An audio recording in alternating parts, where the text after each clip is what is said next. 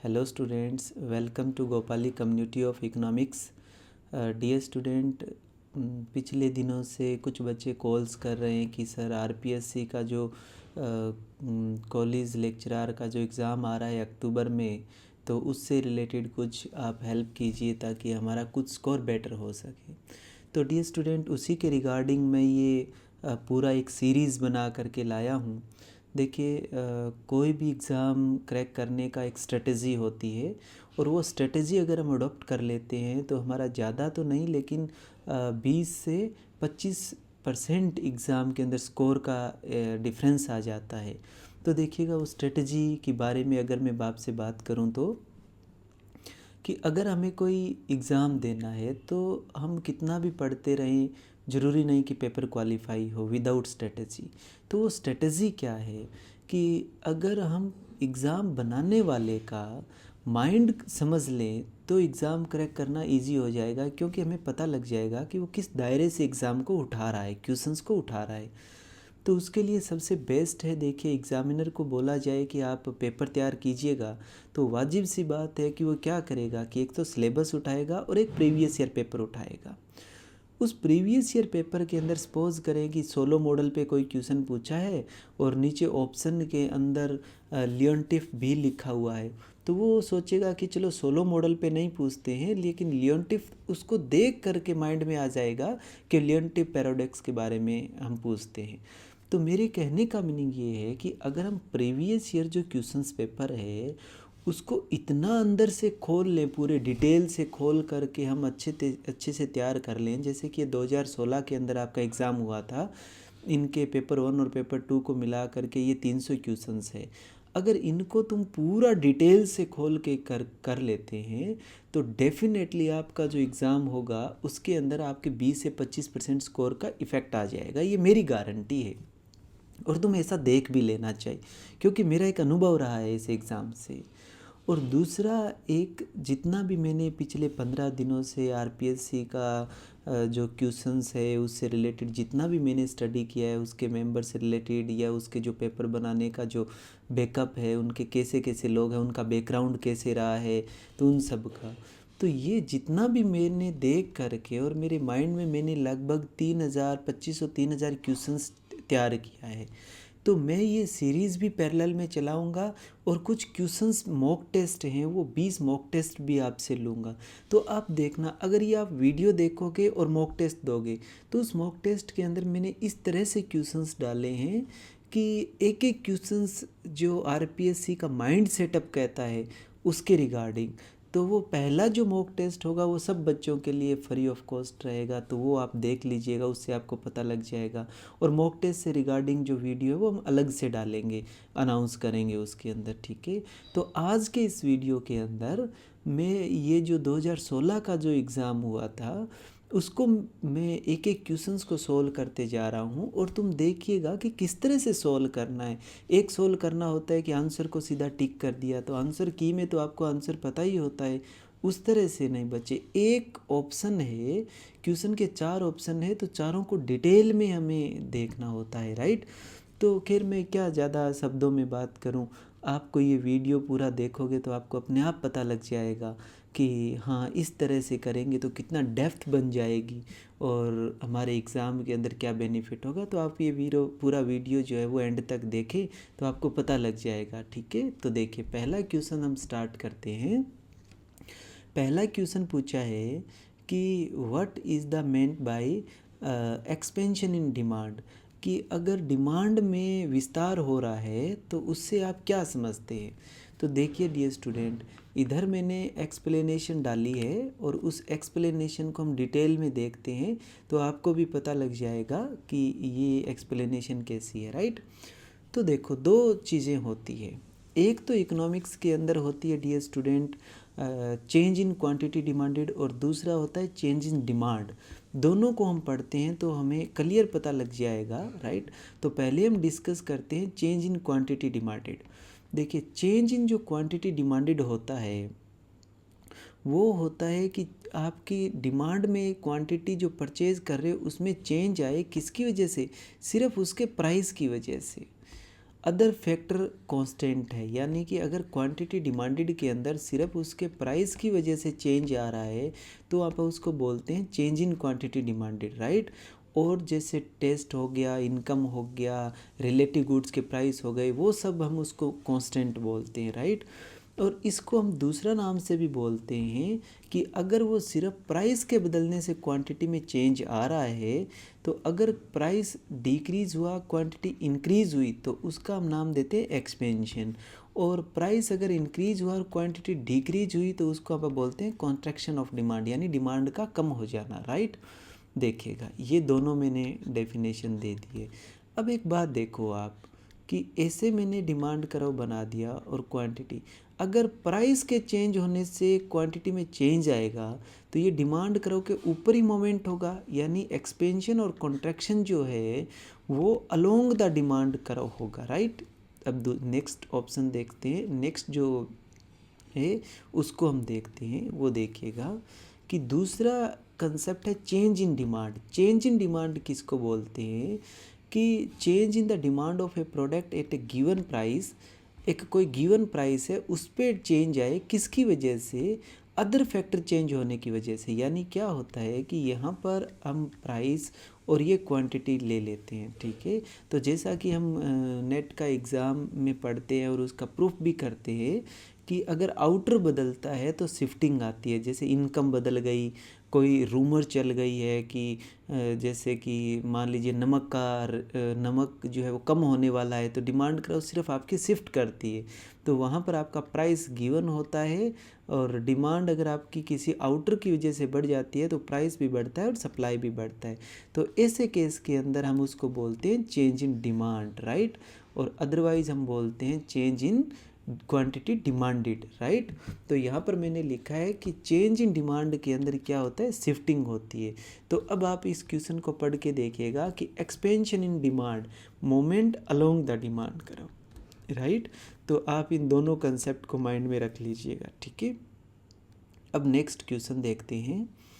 Next question बहुत ज़्यादा important है। देखिए नेक्स्ट क्वेश्चन में कहता है कि जो डिमांड की थ्योरी है, यानी थ्योरी ऑफ डिमांड है, उसमें वैन वोगन, स्नोब और वेबलन इफ़ेक्ट का किसने कंसेप्ट दिया है। तो वाजिब सी बात है कि सब बच्चे को ये याद कर रखा होगा कि लेबस्टीन ने दिया है। लेकिन बच्चे मैं आपसे ये डिस्कस करना चाहता हूँ कि एक्चुअल में लेबस्टीन ने ऐसा क्या जो थ्योरी ऑफ डिमांड है उसके अंदर नया क्या डाला जिसकी वजह से उन्होंने वैन वोगन और स्नोब और वेबलन इफ़ेक्ट दिखाया। तो वो हम थ्योरी डिटेल में डिस्कस करते हैं, राइट। तो मैं पहले आपको एक दिखाता हूँ कि ये रिसर्च पेपर है जो देखो आप नाम से इसके देखो, वैन वोगन, स्नोब और Veblen effect in the theory of demand किसने दिया है, लेबस्टीन ने। ऑक्सफोर्ड जर्नल में ये पब्लिश हुआ था 1950 के अंदर, राइट। तो इससे मैं आपसे पूरा इस रिसर्च पेपर से मैं पूरा आपसे डिटेल में डिस्कस करूँगा कि एक्चुअल में उन्होंने क्या दिया है। तो उसका मैंने यहाँ पर नोट्स बनाया है, वो नोट्स से ही आपको सब कुछ पता लग जाएगा। और ये नोट्स मैं इस वीडियो के डिस्क्रिप्शन में डाल दूँगा, तो वहाँ से आप डाउनलोड कर लीजिएगा, ठीक है। तो बच्चे हम थ्योरी को समझते हैं कि लेबस्टीन का कंट्रीब्यूशन क्या रहा है, फिर आपको डिटेल में इतना गहरा समझ आ जाएगा। और यहाँ से भी क्वेश्चंस आरपीएससी के बन सकते हैं, वो भी देखिएगा कि किस तरह के क्वेश्चंस बनेंगे, राइट। तो हम देखते हैं। देखो डियर स्टूडेंट, जर्नली मैंने यहाँ पर एक एग्जांपल लिखा है, राइट, कि जो हमारी बेसिक कंज्यूमर की जो थ्योरी होती है कंज्यूमर की डिमांड की, उसमें हम अज्यूम करते हैं कि एक कंज्यूमर की जो डिमांड है वो दूसरी कंज्यूमर के डिमांड से इफ़ेक्ट नहीं होती है। जैसे मान लीजिए मैंने यहाँ पर एक एग्जांपल दिया है कि रोहित अगर आइसक्रीम खा रहा है तो वो आइसक्रीम उसके टेस्ट, उसकी इनकम और प्राइस पे ही डिपेंड करती है। वो उस बात पे डिपेंड नहीं करती है कि मोहित, रमेश या इम्तियाज़ भी आइसक्रीम खा रहा है। यानी रोहित की जो डिमांड है वो सिर्फ उसके किसके ऊपर डिपेंड करती है, आपने भी पढ़ के आए हो कि demand is a function of P1, P2, M और टेस्ट, राइट। और अगर इन दोनों के बीच में हम कर्व बनाते हैं तो डिमांड कर्व बन गया, इन दोनों के बीच में हम डिमांड कर्व बनाते हैं तो क्रॉस डिमांड कर्व बन गया, इन दोनों के बीच में हम डिमांड जो कर्व बनाते हैं वो एंजल कर्व बन गया। तो वो सब आप पढ़ के आए हैं। लेकिन यहाँ पर हम एक इम्पोर्टेंट बात माइंड में कंसिडर करते हैं, वो ये है कि बच्चे यहाँ पर हम ये मान के चलते हैं कि ये जो डिमांड है वो P1 P2 M और टेस्ट पे डिपेंड करती है। यानी कि वो जो डिमांड है वो डिमांड दूसरा कंज्यूमर क्या खरीद रहा है उससे इंडिपेंडेंट है। क्लियर? ये इंपॉर्टेंट अजम्पशन है लेविस्टिन को अगर आप समझना चाहते हो तो अभी तक मैंने ये जो बात की है वो बात की है कि बेसिक जो थ्योरी है अपनी डिमांड की, उसके अंदर ये अजम्पशन है कि डिमांड जो है वो इंडिपेंडेंट है दूसरे कंज्यूमर से या दूसरे इंडिविजुअल से। ठीक है, तो ऐसे केस में हम क्या करते हैं कि डिमांड कर्व का हॉरिजॉन्टल समेशन करते हैं। हॉरिजॉन्टल समेशन का क्या मीनिंग हुआ देखिएगा। ये कोई मैंने एक डिमांड कर्व लिया, राइट, और बेसिकली ये कोई प्राइस था और इतनी क्वांटिटी डिमांडेड थी। ये एक इंडिविजुअल था कोई, ये कोई दूसरा इंडिविजुअल है, उसका उसी प्राइस के ऊपर इतनी क्वांटिटी डिमांडेड है। तो पहले वाले की इतनी है, दूसरे वाले की इतनी है। तो सेम P0 प्राइस के ऊपर अगर मैं टोटल मार्केट की डिमांड देखूं तो दोनों की जोड़नी पड़ेगी, दिस प्लस दिस। तो हम इतनी डिमांड और इतनी डिमांड, दोनों डिमांड को जोड़ते हैं तो ये दूरी इतनी हो जाती है, राइट। अब अगर प्राइस डाउन गया तो सपोज़ यहाँ तो इसकी इतनी डिमांड बढ़ी और यहाँ इसकी इतनी डिमांड बढ़ी, इन दोनों डिमांड को मैं जोड़ देता हूँ तो सेम प्राइस डाउन गया, ये देखिएगा यहाँ भी। तो इतने प्राइस के ऊपर टोटल मार्केट की डिमांड इतनी बढ़ गई, तो ये आपकी हॉरिजॉन्टल समेशन हो गया और थोड़ी सी फ्लैट बन गई। यानी जो हमारी बेसिक थ्योरी है डिमांड की, उसमें हम एक बात मान के चलते हैं कि एक कंज्यूमर की जो डिमांड है वो प्राइस P1 P2 M और टेस्ट पे डिपेंड करती है, वो दूसरे इंडिविजुअल पे डिपेंड नहीं करती है। उस वजह से अगर हम दोनों की डिमांड को जोड़ देते हैं तो मार्केट की डिमांड आ जाती है, राइट।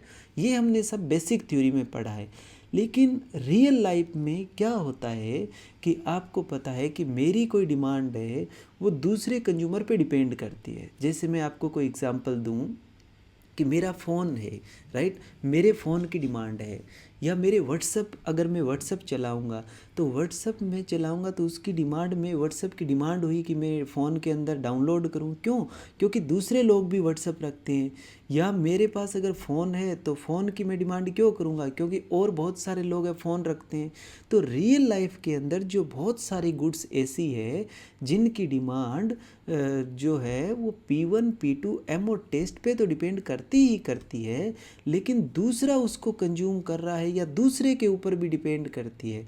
यानी कि जो हमारा डिमांड का फंक्शन है रियल लाइफ में, वो प्राइस P1 P2 M पे तो डिपेंड करता ही करता है, टेस्ट पे भी डिपेंड करता है, लेकिन अदर इंडिविजुअल पर भी डिपेंड करता है, अदर इंडिविजुअल पर।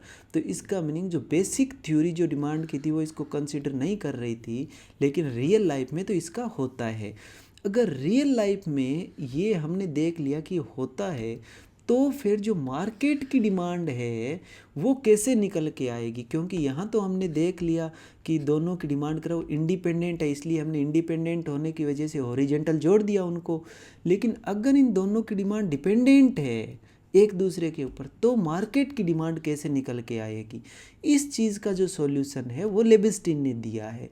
तो ये क्वेश्चन वहाँ से उठ के आया है कि अगर हमारी डिमांड दूसरे के ऊपर डिपेंड करती है, तो दूसरे के ऊपर डिपेंड करती है कि दूसरा अगर कंज्यूम कर रहा है तो मैं भी कंज्यूम करूं, वेडवोगन। दूसरा कंज्यूम कर रहा है, मैं कंज्यूम ना करूं तो उसका स्नोब इफेक्ट हो गया। और अगर प्राइस इंक्रीज़ हो रहा है किस उस गुड्स का, तो मैं इंक्रीज़ करूं क्योंकि उसमें कुछ रीजंस है, उसको भी मैं डिटेल में डिस्कस करूंगा। क्योंकि प्राइस अगर किसी गुड्स का इंक्रीज हो रहा है और मैं उस गुड्स को इंक्रीज़ करता हूं, तो मेरे माइंड में एक बात और आ जाती है कि अगर मैंने कोई चीज़ महंगी पहन रखी है तो जो मेरे आसपास के लोग हैं वो लोग मेरे को ज़्यादा वेटेज देंगे कि इसने इतना महंगा पहन रखा है। इसका मीनिंग वो जो उस उनके माइंड में मेरे प्रति जो इमेज बनेगी तो उससे मेरे को एक संतुष्टि मिलेगी। यानी वो जो प्राइस है वो भी मैटर करता है, दूसरे के माइंड वाला प्राइस, इसलिए हम उसको वेबलन इफ़ेक्ट बोलते हैं। तो यहाँ पर मैं वेबलन इफ़ेक्ट को बड़ा डिटेल में डिस्कस करूँगा बच्चे। जनरली हमारी बुक्स में लिखा जाता है कि वेबलन इफ़ेक्ट वो होता है कि प्राइस बढ़ता है तो डिमांड बढ़ जाती है, तो ऐसा होता क्यों है उसको मैं डिटेल में डिस्कस करूँगा, तो आप ये वीडियो पूरा ध्यान से देखते रहिएगा, ठीक है। अब हम लेविस्टीन की बात पे चलते हैं और धीरे धीरे हम पूरा डिटेल में डिस्कस करते चलेंगे। देखिएगा, ये बात मैंने आपसे डिस्कस कर लिया है कि हॉरिजॉन्टल समेशन वाला ये सब पढ़ लीजिएगा। और यहाँ से मैंने लिखा है कि लेविस्टीन ने एक स्टेप आगे लिया है इस डायरेक्शन में। लेविस्टीन से पहले ऑस्कर मोरेगस्टन जो इकोनॉमिस्ट है उन्होंने भी इसके बारे में डिस्कस किया था, लेकिन उन्होंने मार्केट की डिमांड कर्व को निकाल नहीं पाए थे और कोई सॉल्यूशन नहीं दिया था। तो लेविस्टीन ने उसका सॉल्यूशन दिया है कि अगर डिमांड दूसरों के ऊपर डिपेंड करती हो तो फिर मार्केट का डिमांड कर्व कैसे निकाला जाएगा। यानी इंडिविजुअल के डिमांड कर्व को जोड़ के हम मार्केट का डिमांड कर्व निकालते हैं, वो कैसे निकलेगा, राइट। तो अब हम डिस्कस करेंगे लेविस्टीन का जो कंसेप्ट है उस कंसेप्ट को। देखिए बच्चे, लेविस्टीन का जो थ्योरी है, थ्योरी ऑफ डिमांड के, लेविस्टीन का जो थ्योरी है डिमांड से रिलेटेड, उसके अंदर हम डिटेल में डिस्कस करते हैं, तो बहुत ध्यान से देखिएगा। अब यहाँ से आपके क्वेश्चंस ये आया हुआ है, राइट। और ये क्वेश्चंस कर लोगे तो जो क्वेश्चन नंबर 3 है, snob effect is related to which commodity, ये आपको ऑटोमेटिक समझ आ जाएगा, ठीक है। तो देखिएगा, लेविस्टीन ने कहा है अपनी थ्योरी के अंदर कि दो तरह की बेसिकली डिमांड होती है। एक तो होती है फंक्शनल डिमांड और एक होती है non functional demand, right. Functional demand क्या होती है कि किसी भी कमोडिटी को या गुड्स को उसके फंक्शन की वजह से, उसकी क्वालिटी की वजह से हम खरीदें। कि अगर मान लीजिए कि मैं भाई कपड़ा खरीद रहा हूँ, तो कपड़े की क्वालिटी है पहनने की, इसलिए उसको ख़रीदूँ। तो अगर कोई मैं डिमांड कर रहा हूँ, वो डिमांड उस प्रोडक्ट की क्वालिटी की वजह से कर रहा हूँ जो उसके अंदर है, उसकी वजह से अगर मैं कर रहा हूँ तो उसको हम बोलते हैं फंक्शनल डिमांड। जिसलिए एक एग्जांपल और देता हूँ। सपोज़ कीजिए कि आप सोना पहनते हैं, तो सोने का इफ़ेक्ट हमारी बॉडी पे होता है, कोई पॉजिटिव इफ़ेक्ट होता है क्योंकि सोना पहनने से, तो इसलिए हम सोने की डिमांड करें तो उस डिमांड को हम बोलेंगे फंक्शनल डिमांड, क्योंकि वो सोने की क्वालिटी की वजह से हम डिमांड कर रहे हैं, राइट।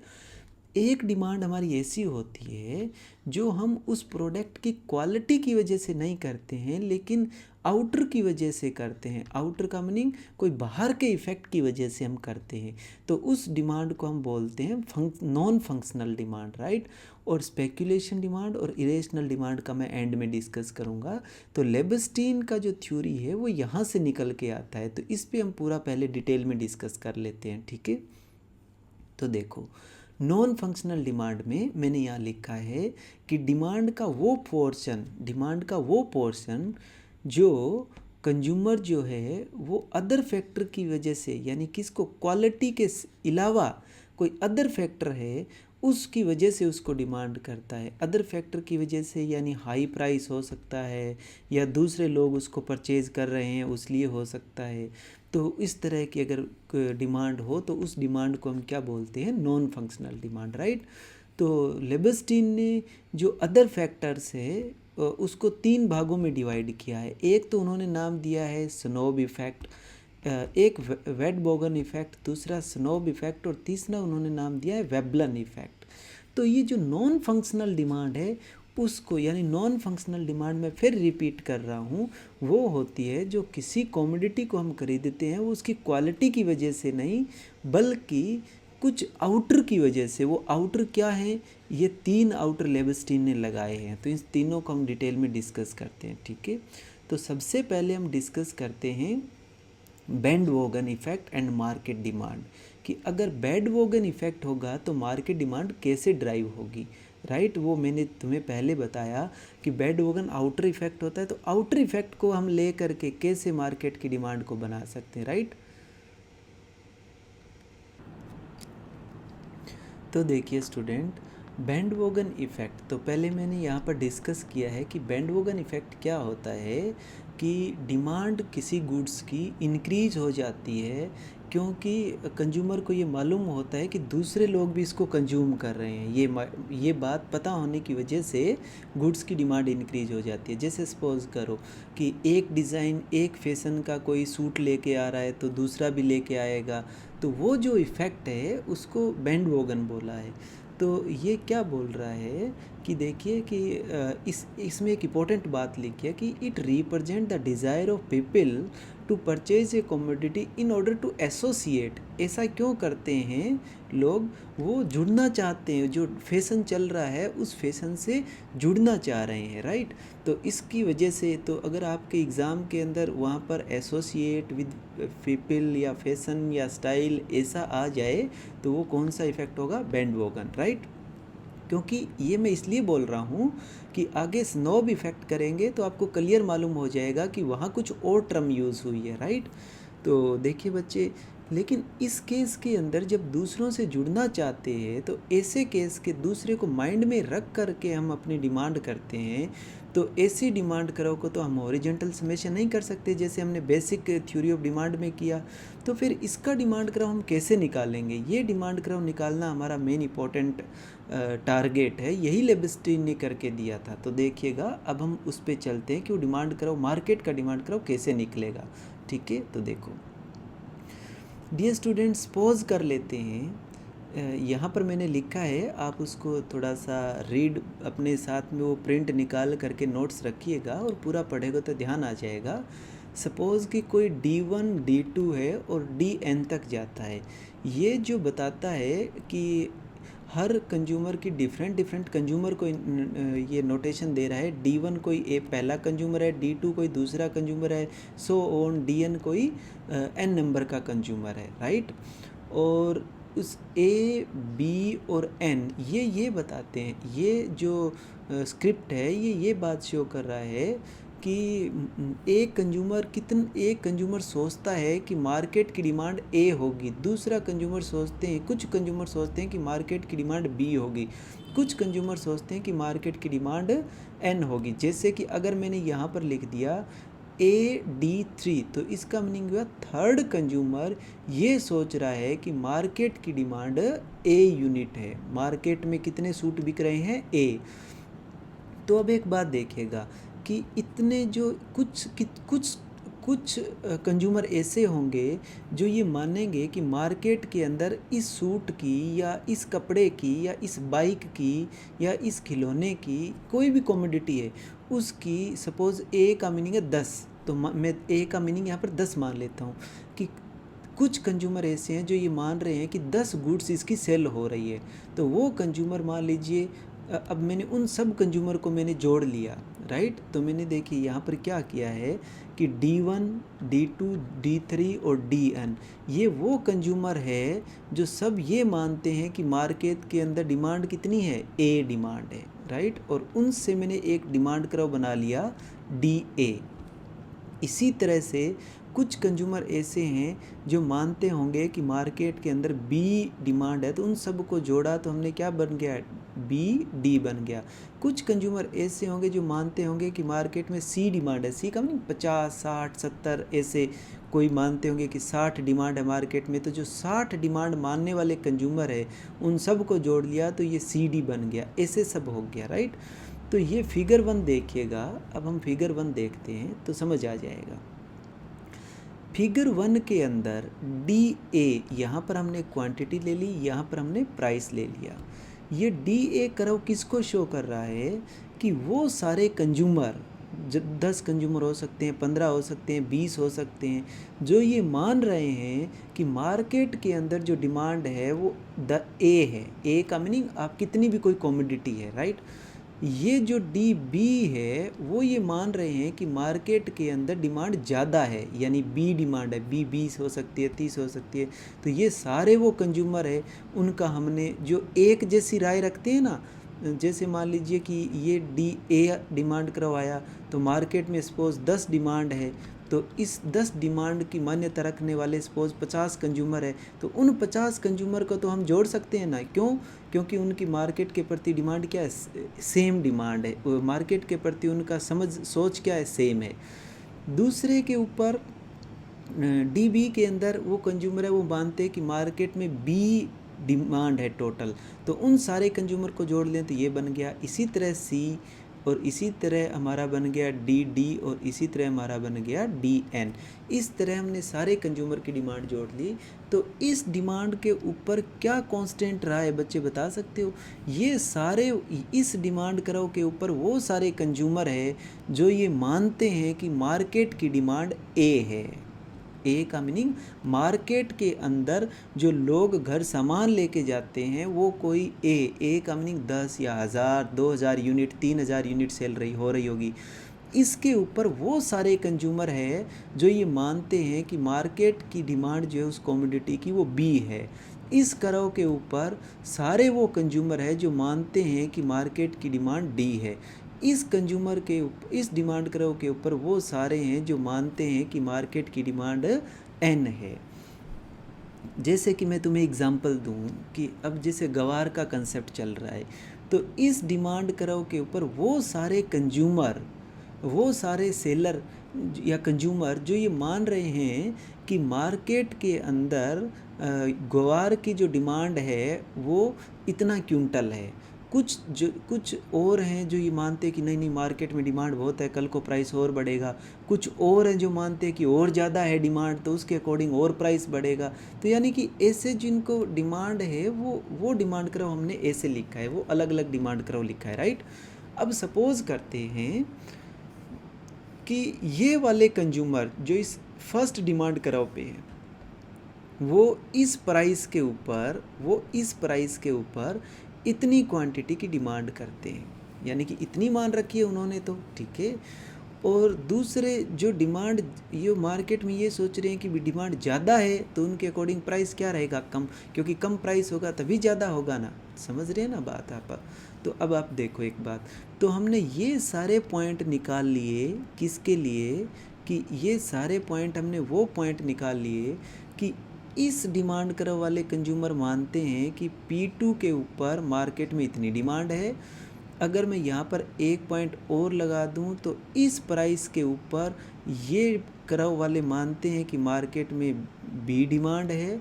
अगर मैं यहाँ पर कोई लगा दूँ तो ये मानते हैं C हैं, और यहाँ पर एक और लगा दूँ तो ये वाले मानते हैं कि मार्केट के अंदर डी डिमांड कर्व है। ऐसा समथिंग हमने कुछ लगा दिया, राइट। अब मैं इसको इरेज करके मेन पॉइंट पे आ रहा हूँ कि मेन पॉइंट क्या है। तो इन सब को मानने वालों को निकाल करके हमने क्या बनाया है, एक मार्केट का डिमांड कर्व बना लिया, राइट। कैसे बनाया मैं दोबारा से रिपीट कर रहा हूँ, वो समझें। देखिए कि ये वाले जो कंज्यूमर है वो मानते हैं कि इस प्राइस के ऊपर इतना मार्केट में डिमांड है, राइट, वो इतना डिमांड करते हैं। दूसरे कंज्यूमर है, आप पहले इस लाइन को मत देखिएगा, ये डिमांड कर्व आपको नहीं देखना है, राइट। तो आप ये देखिएगा कि दूसरे डिमांड कर्व के ऊपर इस प्राइस पे इतना डिमांड है, ये कंज्यूमर मानते हैं दूसरे डिमांड पे। तीसरा डिमांड कर्व कौन सा है, जो मान रहे हैं कि इतनी डिमांड है तो उनके लिए ये प्राइस है। तो हमने उन सब को जोड़ लिया तो ये एक डिमांड कर्व बन गया DB, राइट। अब देखिएगा बच्चे कैसे हम समझते हैं बैंड वॉगन इफेक्ट को, कि सपोज करते हैं कि प्राइस कम हो गया, तो प्राइस अगर कम हो गया तो ये जो डिमांड कर्व है उस डिमांड कर्व वाले लोग ये सोचेंगे कि मार्केट का डिमांड तो इतना ही है, तो वो प्राइस कम होने की वजह से अपनी जो डिमांड बढ़ाएंगे वो इतनी बढ़ाएंगे बस, राइट। लेकिन आप ध्यान से समझिएगा, लेकिन क्या होगा कि अब इनको एक चीज़ का और भी मालूम है कि एक्चुअल में जब प्राइस डाउन जाएगा तो ये तो लोग इतना ही डिमांड करना चाहिए, आप भी कहोगे हाँ जी इतना ही करेंगे। लेकिन जब ये इतने प्राइस डाउन जाने की वजह से अब मार्केट के अंदर सी डिमांड हो गई, यानी डिमांड कितने तक हो गई, डिमांड ज़्यादा हो गई है। तो ये भी कंज्यूमर क्या सोचेंगे कि मार्केट में डिमांड ज़्यादा हो गई है, तो ये डिमांड करव वाले भी अपनी डिमांड को कितना बढ़ा देंगे, यहाँ की इतनी दूर की बजाय ये इतना आगे ले जाएंगे। तो यानी कि ये जो इफ़ेक्ट है, ये इफ़ेक्ट किसकी वजह से है, ये इफ़ेक्ट जो है वो ये देख करके कि मार्केट की डिमांड ज़्यादा है, तो इसको हम बोलते हैं बैंड वॉगन इफ़ेक्ट, राइट। तो अब देखिएगा यहाँ पर मैंने लिखा है वो आप समझो कि जैसे ही प्राइस P1 P2 से P1 होता है तो the increase in demand after the change in price is AC, कि प्राइस के डिक्रीज होते ही जो डिमांड मार्केट की जो डिमांड है, यानी मार्केट का डिमांड करो तो ये है, तो मार्केट की डिमांड करो में इतना प्राइस चेंज हो जाता है। एक्चुअल में जब प्राइस डिक्रीज हुआ तो इन कंज्यूमर के हिसाब से तो इतना ही चेंज होना चाहिए था, तो इतना ज़्यादा क्यों हुआ उस पर हम आते हैं। तो इन्होंने क्या कहा है नीचे, to measure the amount due to the reduction in price we go along the demand curve DA with price which tell as quantity that would be demanded at P1 consumer did not adjust to each demand curve, this would result in increase in the demand as AX। यानी कि अगर वो adjust नहीं करते, यानी वो नहीं समझ पाते कि मार्केट की डिमांड बढ़ेगी, तो वो बस अपना इतना ही कर लेते। लेकिन अब ये कंज्यूमर, अगर ये कंज्यूमर, एक बात समझिएगा, जैसे मैं आपको एग्जांपल देता हूँ, जैसे निसान की मैग्नाइट गाड़ी आई है तो प्राइस फॉल हो गया ना, तो प्राइस फॉल होते ही उसकी डिमांड इतनी हो जानी चाहिए थी कंज्यूमर की, जो पहले ये सोच रहे थे कि मार्केट की डिमांड इतनी है। लेकिन अगर वो ये सोचने लगे कि प्राइस फॉल होने की वजह से इतना डिमांड बढ़ गया है, तो वो डिमांड किस वजह से बढ़ रहा है, इसका मीनिंग प्राइस फॉल होने से इतनी डिमांड तो बढ़ता कंज्यूमर की उसकी अंदर की वैल्यू की वजह से, लेकिन इतनी ज़्यादा जो डिमांड बढ़ रही है, यानी ये जो मार्केट डिमांड के ऊपर जा रहा है, तो ये मार्केट की डिमांड किसको देख के बनी है, डिफरेंट लोगों की डिमांड को, अलग अलग जो एस्टिमेशन है उनको लेकर के। इसका मीनिंग हुआ कि जो इतना डिमांड है, ये डिमांड दूसरों को देख करके इन कंज्यूमर की बढ़ी है, इसलिए ये मार्केट का डिमांड कर्व जो है वो फ्लैट बना है थोड़ा सा, राइट। ये मैंने यहाँ पर लिखा है। तो ये इफ़ेक्ट कौन सा हो गया, XC से बैंड वॉगन इफ़ेक्ट हो गया है। तो ये आपको बात क्लियर करनी है कि ये जो बैंड वॉगन इफ़ेक्ट होता है, यानी ये आपकी मार्केट की डिमांड कर्व निकल के आ गई, तो अब पता लग गया कि मार्केट की डिमांड कर्व इंडिविजुअल की डिमांड कर्व से फ्लैट होती है थोड़ी सी। क्यों फ्लैट होती है, क्योंकि उसके अंदर उसके अंदर बैंड वॉगन इफ़ेक्ट होता है। क्लियर, इस नोट्स को पढ़ोगे तो समझ आ जाएगा। तो मैंने यहाँ पर नोट लगा के एक बात लिखी है कि मोर इलास्टिक होती है विद बैंड वॉगन इफ़ेक्ट। तो नेक्स्ट बार RPSC में आपको ऐसा क्वेश्चन पूछा जा सकता है, वो इस क्वेश्चन को देख करके कि अगर बैंड वॉगन इफ़ेक्ट है तो डिमांड कर्व कैसी होगी, मोर इलास्टिक। इलास्टिक होने का मीनिंग फ्लैट, वो हमने देख ही लिया। क्लियर, तो ये आप पूरा डिटेल में पढ़ लीजिएगा, ठीक है। अब हम बात करते हैं कि अगर स्नोब इफ़ेक्ट होगा, तो पहले तो बात करेंगे स्नोब इफ़ेक्ट क्या है, और अगर स्नोब इफ़ेक्ट होगा तो फिर आप डिमांड कर्व कैसे निकालेंगे, तो मार्केट का डिमांड कर्व कैसे निकालेंगे। तो डियर सेम वैसा ही है, देखिएगा कि जैसे हमने बैंड वॉगन में किया, तो बैंड वॉगन में तो हमने ये किया कि डिमांड प्राइस का, और दूसरे खरीद रहे हैं तो मैं भी खरीदूंगा, यानी ये भी खरीद रहे हैं तो हम भी खरीदेंगे, तो इसके साथ पॉजिटिव रिलेटेड है, राइट। अब इसमें क्या हो जाएगा स्नोब के अंदर कि दूसरे अगर खरीद रहे हैं तो मैं नहीं खरीदूंगा, यानी इसके साथ नेगेटिव रिलेशन हो जाएगा बाहर वालों के साथ। तो सेम ही काम होगा, बस रिवर्स तरीके से, उल्टी साइड से काम होगा। जैसा बैंड वॉगन में हुआ वैसा ही यहाँ पर होगा, लेकिन बस उसका रिवर्स है, और कोई डिफरेंस नहीं है। तो देखिएगा हम करते हैं, देखिए डियर स्टूडेंट, वही सेम मैकेनिज्म।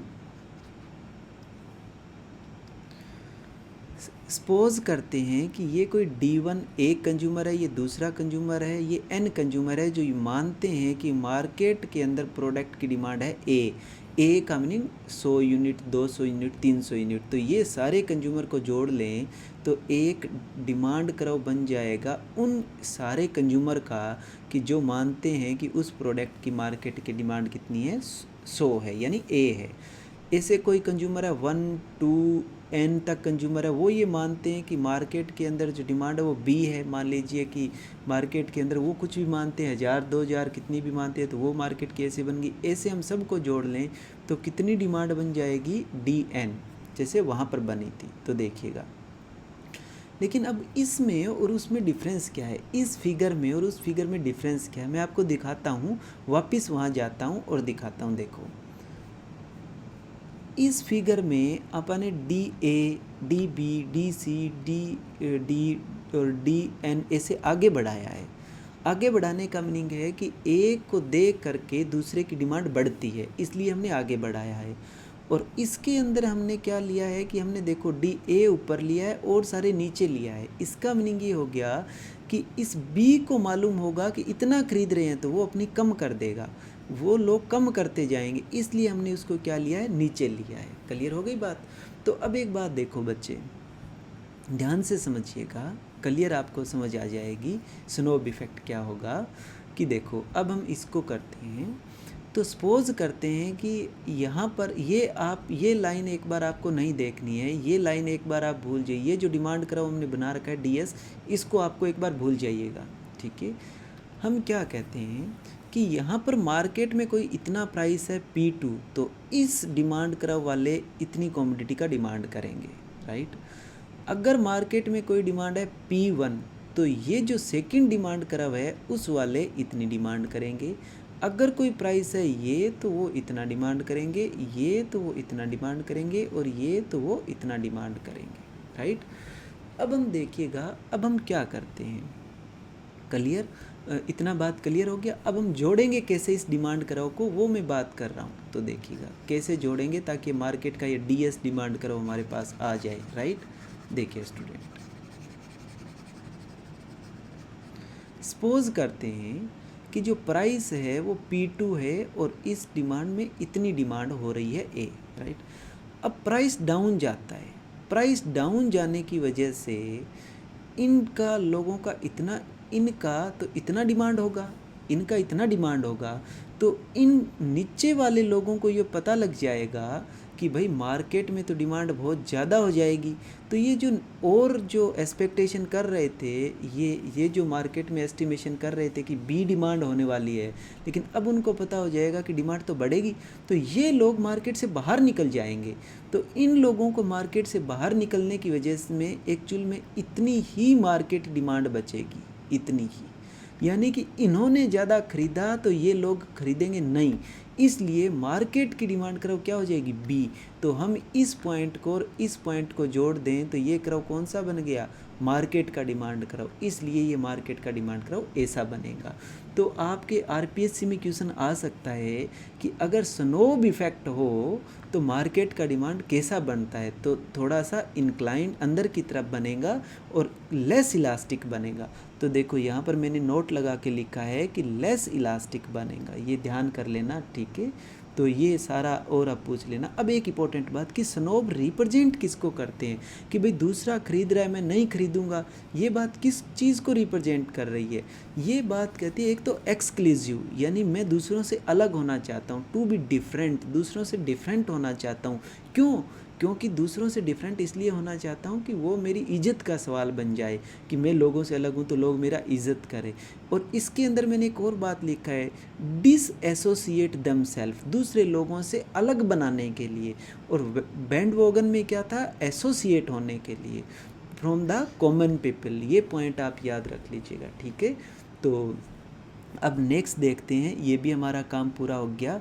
नेक्स्ट देखते हैं वेबलन इफेक्ट अगर आएगा तो डिमांड करो कैसा बनेगा, राइट।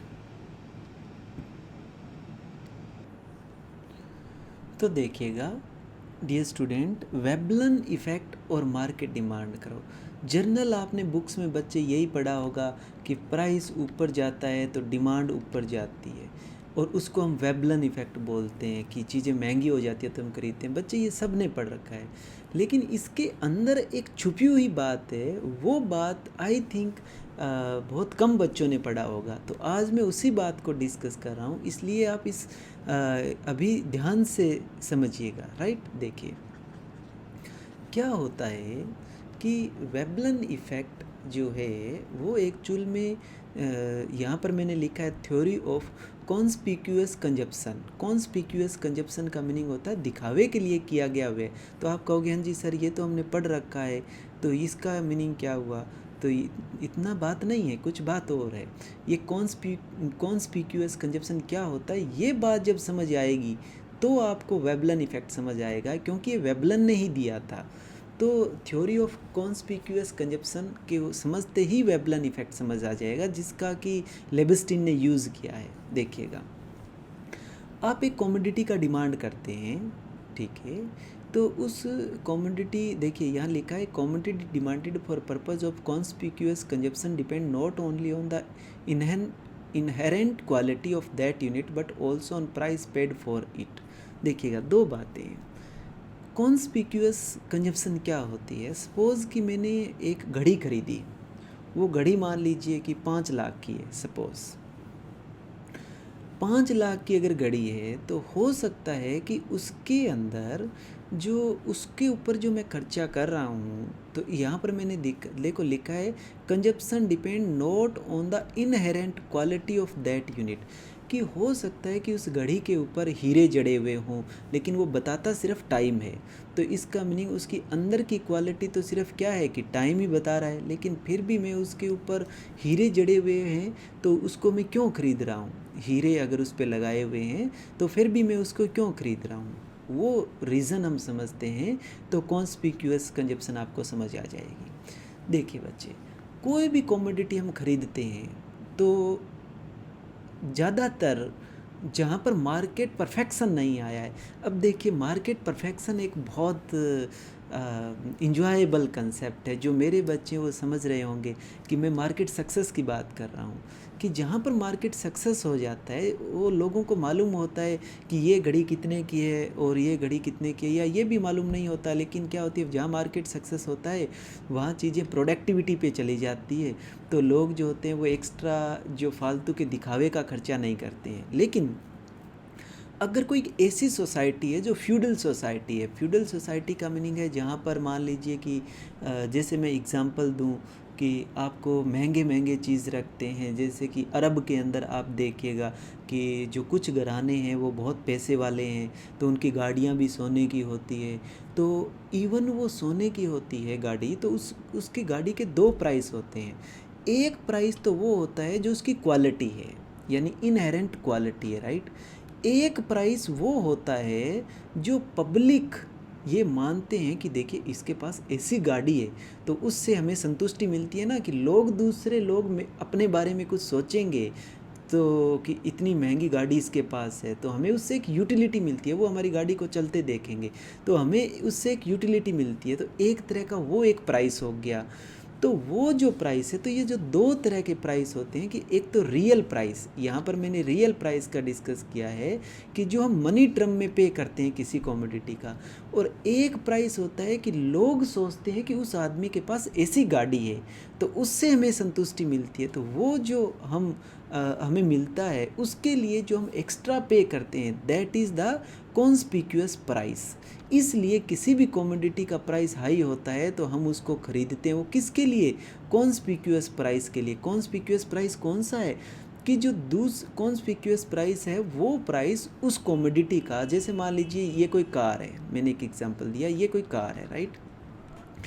इस कार के अंदर इस कार की वैल्यू अगर हम क्वालिटी के हिसाब से वैल्यू देखें तो 100 रुपये है, लेकिन ये कार ये कार एक तरह की यूनिक है, और इसके ऊपर मान लीजिए सोने की पॉलिश और सोने की चादर लगी हुई है।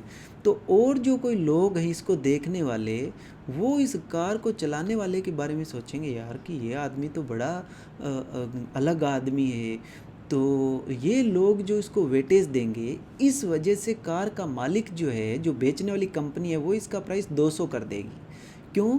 क्योंकि ख़रीदने वाला जो इसको ख़रीदेगा ना, वो किसको देख के ख़रीदेगा? सिर्फ उसकी 100 रुपये की जो अंदर की क्वालिटी है उसको देख के नहीं ख़रीदेगा, इन लोगों का जो इम्पोर्टेंस देना है इस कार वाले को, उसको देख के वो ख़रीदता है। इसलिए इवन 200 रुपये में वो उस गुड्स को ख़रीदता है, तो उस गुड्स को जो एक्स्ट्रा प्राइस देता है, ये लोग क्या सोचते हैं मेरे बारे में, इसलिए उसको बोलते हैं कॉन्स्पिक्यूअस प्राइस। और ये जो कॉन्स्पिक्यूअस प्राइस है ये कहलाता है वेबलन इफेक्ट, राइट। तो आपके समझ आ गया होगा आई थिंक। तो अब आगे आगे हम चलते हैं, तो इसका हम डिमांड कर्व बनाएंगे। तो यहाँ पर मैंने लिखा है कि दीज टू प्राइस वुड प्रॉबरली, यहाँ पर एक इम्पॉर्टेंट बात लिखी है बच्चे बहुत गजब की, कि जहाँ पर मार्केट जो है वो हाईली ऑर्गेनाइज्ड होती है, वहाँ पर कॉन्स्पिक्यूअस प्राइस और रियल प्राइस इक्वल होते हैं। कि वहाँ लोग उस चीज़ को, ये लोग, अब देखिए अमेरिका के अंदर तुम सोने की कार में चल रहे हो तो ये लोग नहीं केयर करेंगे, दे डोंट थिंक, वो सोचेंगे कि ये अनप्रोडक्टिव बात है। लेकिन तुम अगर फ्यूडल सोसाइटी में रहते हो जहाँ पर इनइक्वालिटी ज़्यादा है, वहाँ पर रहते हो, तो ये लोग इंपॉर्टेंस देंगे, तो तुम्हारे माइंड में उस कार का पे करने का ज़्यादा मन करेगा। तो वो जो तुम प्राइस पे कर रहे हो, तो 100 तो उसकी वैल्यू की वजह से, और 100 किसकी वजह से, इन लोगों की वजह से। यानी ये प्राइस 100 एक्स्ट्रा जो दे रहे हो कॉन्स्पिक्यूअस प्राइस हो गया। लेकिन जहाँ पर मार्केट सक्सेस होती है वहाँ पर बच्चे वेबलन इफेक्ट बहुत नेग्लिजिबल हो जाता है। लेकिन जहाँ पर जितनी मार्केट फेलियर होती है और फ्यूडल सोसाइटी होती है, वहाँ कॉन्स्पिक्यूअस प्राइस दिखावे के लिए ज़्यादा खर्चे होते हैं, राइट। और जहाँ मार्केट सक्सेस होती है वहाँ पर प्रोडक्टिविटी पे चीज़ें चली जाती है कि मैं वही खरीदूँगा जिससे मेरी प्रोडक्टिविटी बढ़ेगी तो मेरी इनकम बढ़ेगी, राइट। तो ये मैंने डिस्कस किया है। अब हम डिटेल में डिस्कस करते हैं कि उसका डिमांड कर्व हम कैसे निकालते हैं। तो बच्चे देखिएगा कि ये 1 2 3 n stand for expected conspicuous price, कि एक आदमी 1 रुपया उसको माइंड में प्राइस दे रहा है उस कार को, कुछ दूसरा दे रहा है, तीसरा एन दे रहा है, ऐसे, right. P1 P2 are the identical demand, ये एंड द रियल प्राइस, और उस कार का रियल प्राइस क्या है, P1 P2 एंड Pn है, right. Individual demand function D1 D2 Dn।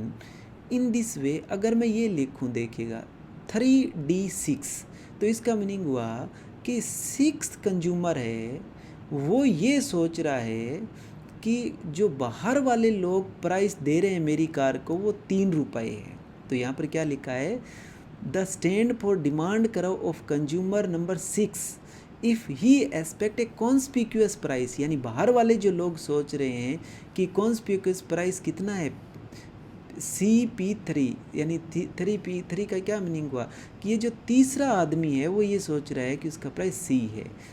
तो अब आपके समझ आ गया, यानी कि एक्सपेक्टेड प्राइस, यानी ये जो 6 नंबर वाला है वो ये समझ रहा है कि जो डिमांड, जो मार्केट यानी बाहर वाला कोई जो इम्पोर्टेंस दे रहा है वो 3 रुपये दे रहा है। तो अगर हम ऐसे देखो, D1 D2 D3 ये कौन है, कंज्यूमर है। वो कंज्यूमर है जो ये मानते हैं कि बाहर वाले कितना कॉन्स्पिक्यूअस प्राइस दे रहे हैं, 111, यानी इतनी इज्जत दे, उनको सबको जोड़ लें तो एक हमारा D1 कर्व बन जाएगा, राइट। अब इसी तरह हमने D1 बना लिया। ये D2 कर्व किसको शो करता है कि ये D2 कर्व उन सब को हमने जोड़ लिया, कंज्यूमर की डिमांड कर्व को, जो ये सोचते हैं कि दूसरे कंज्यूमर बाहर वाले जो लोग हैं वो मेरी गाड़ी को 2-2 रुपये की इंपॉर्टेंस दे रहे हैं। ऐसे ही ये सब बना लिया। अब देखिएगा आपको बात समझ आ जाएगी। देखिए डियर स्टूडेंट, एक बार आप ये जो मार्केट की डिमांड कर्व हमने कैसे बनाई इसको भूल जाइएगा, ये अपने आप आ जाएगी, ठीक है। पहले हम ये जो 4 ये जो बनी है, दिस एंड दिस, इसको ध्यान में करना है। सपोज करते हैं ये कोई प्राइस है, राइट, ये कोई प्राइस और ये डिमांड है S, राइट। अब अगर प्राइस डाउन चला जाता है, सपोज प्राइस डाउन चला जाता है, तो अगर प्राइस डाउन जाएगा तो वाजिब सी बात है कि डिमांड यहाँ से कितनी बढ़ेगी, इतनी, प्राइस की वजह से डिमांड बढ़ेगी तो यहाँ पर डिमांड आ जाएगी। अब जब डिमांड प्राइस डाउन गया तो मैंने तुम्हें बताया प्राइस 2 तरह का होता है, एक तो होता है कमोडिटी का क्वालिटी की वजह से प्राइस, और एक प्राइस होता है कॉन्स्पिक्यूअस प्राइस जो बाहर के लोग इंपॉर्टेंस देते हैं, ठीक है। तो अगर सपोज़ करते हैं कि ये जो प्राइस डाउन गया है, ये प्राइस डाउन जाने से इन लोगों के माइंड में, इन कंज्यूमर के माइंड में क्या हो जाएगा कि अगर कोई चीज़ प्राइस डाउन गई और हम उसको ख़रीद रहे हैं तो बाहर वाले जो लोग हैं वो हमें इंपॉर्टेंस देना कम कर देंगे। इसलिए वो इवन प्राइस डाउन जाने से ये डिमांड बढ़नी चाहिए थी, लेकिन वो अपनी डिमांड इतनी कम कर देते हैं। किस वजह से? कॉन्स्पिक्यूअस कंजप्शन की वजह से, कॉन्स्पिक्यूअस प्राइस की वजह से, यानी प्राइस फॉल होने की वजह से वो जो बाहर वाले लोग इंपॉर्टेंस देते थे वो इंपॉर्टेंस देना कम कर देंगे, इसलिए ये लोग अपनी डिमांड भी कम कर देंगे। तो ये डिमांड कम कर दी तो ये पॉइंट यहाँ आ गया, ऐसे पॉइंट बन जाएंगे। इन पॉइंटों को हम मिलाएंगे तो क्या बन जाएगी? डिमांड कराओ। राइट, समझ रहे हो? इसी तरह अगर उल्टा बनाना चाहें तो कि प्राइस अगर सपोज यहाँ पर कंजप्शन था, इसी तरह हमारा सेम उल्टा भी बन जाएगा। तो एक बार मैं रिपीट कर रहा हूँ कि यहाँ से हम वापस आए तो वो हमारा क्या बना? वो हमारा बना वेबलन इफ़ेक्ट। अब अगर सपोज प्राइस बढ़ गया तो डिमांड कम हो जानी चाहिए थी, लेकिन ये लोग ये सोचेंगे कि अब लोगों के माइंड में बहुत इंपॉर्टेंस बढ़ गई तो ये लोग यहाँ से अपना इतना कंजप्शन बढ़ा देंगे, इतना। तो ये अगेन ये क्या हो जाएगा? वेबलन, इसलिए ये पॉइंट आ गया। तो ये डिमांड कर्व बनाना आ गया ना। तो ये इस तरह से वेबलन। तो वेबलन का मीनिंग समझ गए होंगे। जब तक आप कॉन्स्पिक्यूअस कंजप्शन नहीं समझेंगे तब वेबलन नहीं समझ पाएंगे। तो वो समझ गए होंगे आई थिंक। तो ये सारा क्वेश्चंस हो गया, राइट। तो दिया किसने? लेबस्टीन ने। अब थर्ड क्वेश्चन देखो, snob effect is related to which commodity. अब तुम पढ़ के आए हो, वो खरीद रहा है तो मैं नहीं खरीदूंगा। और स्नोब इफेक्ट ये देखो क्लियर है, यहाँ पर मैंने लिखा है तुम अलग होने के लिए तो एक्सक्लूसिव तो होगा ही होगा। और अलग क्यों होते हो? क्योंकि उससे एक तुम्हारी रिस्पेक्ट भी बढ़ेगी। तो आंसर वुड बी डी। और स्नोब इफेक्ट होता है क्या है? वो ये। तो बच्चे आप ध्यान से पढ़िएगा। इस क्वेश्चन का जो मैं मॉक टेस्ट बनाऊंगा तो मैं ऐसे क्वेश्चंस बना रखे हैं मॉक टेस्ट में कि स्नोब इफेक्ट के अंदर डिमांड कराओ कैसा होगा, मार्केट डिमांड कराओ वेबलन में कैसा होगा, और अगर आपका वेंट बोगन इफेक्ट है तो उसकी इलास्टिसिटी और डिमांड कैसे होंगे। ऐसे क्वेश्चन पूछे जाने की संभावना है आपके आरपीएससी में, राइट। तो ऐसे क्वेश्चंस मैं बनाऊंगा। नेक्स्ट क्वेश्चन देखते हैं, क्वेश्चन नंबर 4। क्वेश्चन नंबर 4 में कहा है कि the situation in which change in consumption of two commodity due to change in their relative price the total utility remain the same is called. बच्चे देखिएगा, ये कहता है कि जब दो वस्तुओं का हम कंजप्शन करते हैं तो उनके रिलेटिव प्राइस बदल जाते हैं किंतु उनकी उपयोगिता समान रहती है, तो उस टाइम क्या होता है? तो देखिएगा, यहाँ पर मैंने एक फिगर बनाया है। देखिए, ये मैंने फिगर बनाया है। उस फिगर को हम समझते हैं कि इनिशियली हमारी बजट लाइन थी ए बी। इनिशियल जो बजट लाइन थी वो हमारी ये थी, राइट। और मैं जो ए पॉइंट पे कंजप्शन कर रहा था, अब प्राइस गिर गया। प्राइस गिरने से मैंने कंजप्शन बढ़ा दिया, राइट। प्राइस गिरने से कंजप्शन बढ़ा दिया है। अब मैंने क्या किया है कि इतनी इनकम वापस ले लूँ कि उसकी सेम यूटिलिटी रहे। तो हम सब्स्टिट्यूशन इफेक्ट पढ़ते हैं उसको। तो मैंने इतनी इनकम वापस ले ली कि उसका आईसी सेम रही। ये हिक्स का व्यू है। तो आईसी यानी यूटिलिटी सेम रही। तो अब मैं इतना इसका छोड़ करके इतना लूँगा तो एक बात आप ध्यान करना, ये डिमांड, ये बजट लाइन और ये बजट लाइन का स्लोप चेंज हो गया ना। और बजट लाइन का स्लोप क्या होता है? हम अच्छी तरह से पढ़ते हैं P1/P2। और दूसरी लाइन का वो बन गया तो वो तुम्हारा वो P1 डैश और P2 डैश। तो दोनों का जो स्लोप है वो चेंज हो गया, यानी दोनों के रिलेटिव प्राइस चेंज हो गए। दोनों के रिलेटिव प्राइस चेंज होंगे तभी क्या रहेगा? स्लोप चेंज होगा। तो स्लोप चेंज हुआ इस लाइन का और इस लाइन का, और वो ए पॉइंट से किस पे गया? बी पे। तो ये कौन सा इफेक्ट हुआ? सब्स्टिट्यूशन। फिर जब वापस इनकम देंगे तो वो बी से सी से किस पे आएगा? बी पर। तो ये कौन सा हो गया? Income effect. क्योंकि जब पैरेलल शिफ्ट होती है बजट लाइन तो एम की वजह से होती है। हमने क्लास में अच्छी तरह से उसको मैथमेटिकल तरीके से भी किया है। क्योंकि बजट इक्वेशन ऐसे बनती है P1x1 plus P2x2 is equal to m. और डिपेंडेंट को हम लेफ्ट हैंड साइड रखते हैं तो x2 is equal to m divide by P2 minus P1/P2 x1। तो ये तो बन गया स्लोप और ये हमारा हो गया बजट। तो इसकी वजह से शिफ्टिंग आएगी, इसलिए ये वापस देते हैं तो शिफ्टिंग होती है। ये सब क्लियर हो गया, राइट। तो इस क्वेश्चन का आंसर क्या आ जाएगा? Substitution effect. ठीक है। देखिए बच्चे, नेक्स्ट क्वेश्चन के अंदर इन्होंने क्या पूछा है कि अब इन्होंने जो पीछे क्वेश्चन पूछा था अपने से, ये जो क्वेश्चन है, जस्ट एक मोमेंट, ये जो क्वेश्चन है 4 नंबर क्वेश्चन है, ये हमसे क्वेश्चन पूछा है हिक्सियन, तो मैंने यहाँ पर नोट्स में लिखा है हिक्सियन। ठीक 5th नंबर जो हमसे क्वेश्चन पूछा है वो क्वेश्चन उन्होंने सलट सकी का पूछ लिया। तो पूछा in Slutsky substitution effect where does consumer move. तो मैं एक एग्जांपल देता हूँ, पहले एग्जांपल समझिएगा। स्टूडेंट ऐसे समझें कि एक कोई टीचर है, सपोज जेबीटी टीचर लगा हुआ है, और उसकी वाइफ उसको ये कहती है कि भाई मेरे को ना तुम 100 रुपये दे कर जाना, 100 रुपये से मेरे को 10 तो कप खरीदने हैं और 10 छलनी खरीदनी है चाय छालने के लिए, राइट, 10 छलनी खरीदनी है। कप का प्राइस वो कहती है कि वो जो गांव में भोपू वाला बेचने के लिए आता है ना, वो 8 रुपये का देता है, और छलनी का जो प्राइस है वो जो है वो 2 रुपये है, राइट। तो टोटल कितने हो गए, 100 रुपये। तो ये हो गई क्वांटिटी और ये हो गया प्राइस, राइट। तो वो 100 रुपये दे के चला जाता है। अब आप ध्यान से सुनना बच्चे कि जब ये 100 रुपये दे के चला जाता है तो वो भोपू वाला आता है 1:50 पे, और वो आकर के उस महिला को बोलता है कि देखो भाई मेरा जो बेटा है वो ओलंपिक में गोल्ड मेडल ले आया है, और इसलिए मैंने आज जो प्राइस है कप का, क्योंकि मैं दोबारा तो ये काम करूँगा ना, ये पैसे बहुत आ जाएंगे, तो इसलिए मैंने ये 4 रुपये के कर दिए हैं। तो 4 रुपये का अगर कर दिया तो वो सेम कप खरीदे 4 के 40 यहाँ, और सेम छलनी खरीदे तो 60 रुपये की आएगी। तो इतने नहीं, 2 बजे हस्बैंड उनका आ जाता है, वो कहता है कि तेरे को तो 10-10 खरीदने थे, तो ला मेरे 40 रुपये वापस दे दे। तो उसके हस्बैंड ने उसे 40 रुपये वापस ले लिए। तो वो सोचती है कि चलो हस्बैंड को तो थोड़ी देर बाद देखेंगे, एक बार हम यहीं उसके बाहर खड़ी खड़ी, वो 40 रुपये लेके चला जाता है हस्बैंड, वो बाहर खड़ी खड़ी उसके साथ हिसाब करती है कि ये तो आज ही सस्ते हुए हैं ना। तो उसका दिमाग काम करता है कि हम ये करते हैं कि इसका जो मैं 10 खरीद रही थी, अब इसका मैं 2 ही खरीद लेती हूँ।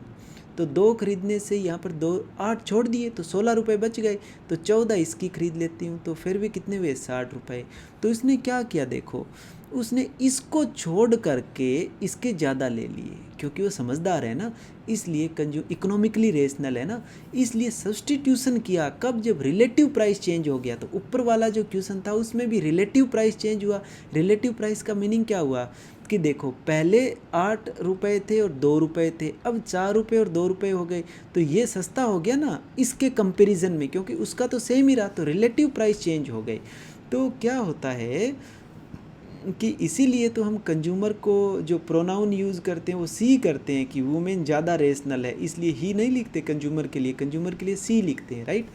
अब वो क्या होता है कि वो 40 रुपये, आपको पता है लगभग हर वाइफ पैसे वापस ले ही लेती है, तो वो 40 रुपये वापस ले लेती है, तो 10 रुपये से तो ये 5 खरीद लेती है, 19 हो गया, और ये वापस 12-10 ये खरीद लेती है, तो ये हो गई 100।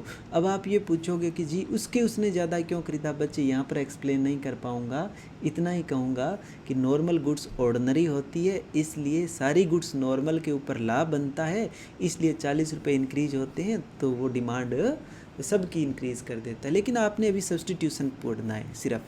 तो देखो पहले जो बजट लाइन थी वो ये लाइन बजट लाइन है, ये वाली, राइट। फिर प्राइस डाउन गया तो ये लाइन यहाँ पर आ गई, तो हमने वो 40 रुपये वापस लिए उसके हस्बैंड ने, तो यहाँ से आए, तो वो ए बंडल से वो किस पे गया, बी बंडल में, सलट सकी के अंदर। तो यहाँ से देखो ए कितना चौड़ा इतना लिया, तो ये सब्सटीट्यूशन किया ना, तो ये सब्सटीट्यूशन किया तो बच्चे यहाँ पर आईसी क्या आ गया, अपर, इसलिए इसका आंसर क्या आ जाएगा कि हायर इंडिफरेंस कर्व पे मूव करेगा सलट सकी के अंदर। क्लियर, तो ये नोट्स पढ़ लेना।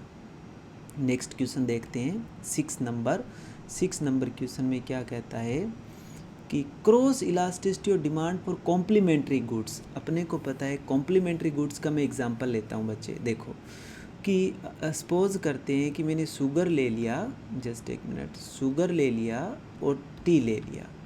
अब अगर शुगर महंगी हो गई तो चाय भी महंगी होगी, और चाय महंगी होगी तो डिमांड गिरेगी। इसका मीनिंग है कि शुगर महंगी हो गई तो चाय की डिमांड गिरेगी। इसका मीनिंग अगर शुगर महंगी हुई तो चाय की डिमांड गिरेगी। इसलिए दोनों अपोजिट डायरेक्शन में जाते हैं तो आगे नेगेटिव आएगा, इसलिए इसका क्या रहेगा, negative. Cross elasticity of demand for complementary goods क्या रहेगी, नेगेटिव, राइट। अब आगे वाले क्वेश्चन के अंदर काफ़ी टाइम लगने वाला है, और एक एक तीनों ऑप्शन को डिटेल में पढ़ेंगे। थ्योरी ऑफ सेकंड बेस्ट क्या होती है, परेटो ऑप्टिमलिटी क्या होती है, और पीटर्सबर्ग का पैराडॉक्स है वो क्या है, वो कहाँ से आया है। बच्चे मोस्ट इम्पॉर्टेंट है, तो एक बार रिलैक्स होके दोबारा से बैठिएगा, इस क्वेश्चन को डिटेल में करते हैं, ठीक है।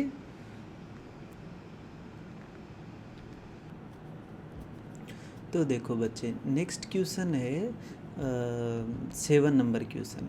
7 नंबर क्वेश्चन में ये कहता है, the situation in which people are unwilling to make bets in spite of their higher winning prospective when they bet more money. देखो क्या कहना चाहता है कि उस स्थिति को, नीचे हिंदी में मैं पढ़ रहा हूँ, उस स्थिति को क्या कहेंगे जब लोग ऊंचे दाव जीतने के लिए अधिक अवसर होने के बाद भी दाव लगाने के इच्छुक नहीं होते। यानी एक सिंपल सी मैं बात कर रहा हूँ जो हिंदी इंग्लिश के दोनों बच्चे हैं उनके लिए, कि बच्चे ये क्वेश्चन ये कह रहा है कि एक ऐसा कोई गेम होता है, वो गेम मैं डिस्कस करूँगा डिटेल में आपसे, और बिल्कुल आपको समझ आ जाएगा कि उस गेम में जीतने के चांसेस तुम्हारे पैसे आते हुए तुम्हें बहुत ज़्यादा ऐसे दिखेंगे कि 100 लगा देंगे तो इनफाइनाइट नंबर पैसे आएंगे, लेकिन फिर भी तुम उसमें पैसे नहीं लगाते हो। ऐसा रीज़न क्या है, तो वो पैराडॉक्स को हम डिटेल में डिस्कस करेंगे। उससे पहले इसने क्वेश्चन दिया है एक theory of second best option, तो हम पढ़ लेते हैं थ्योरी ऑफ सेकंड बेस्ट क्यों होता है।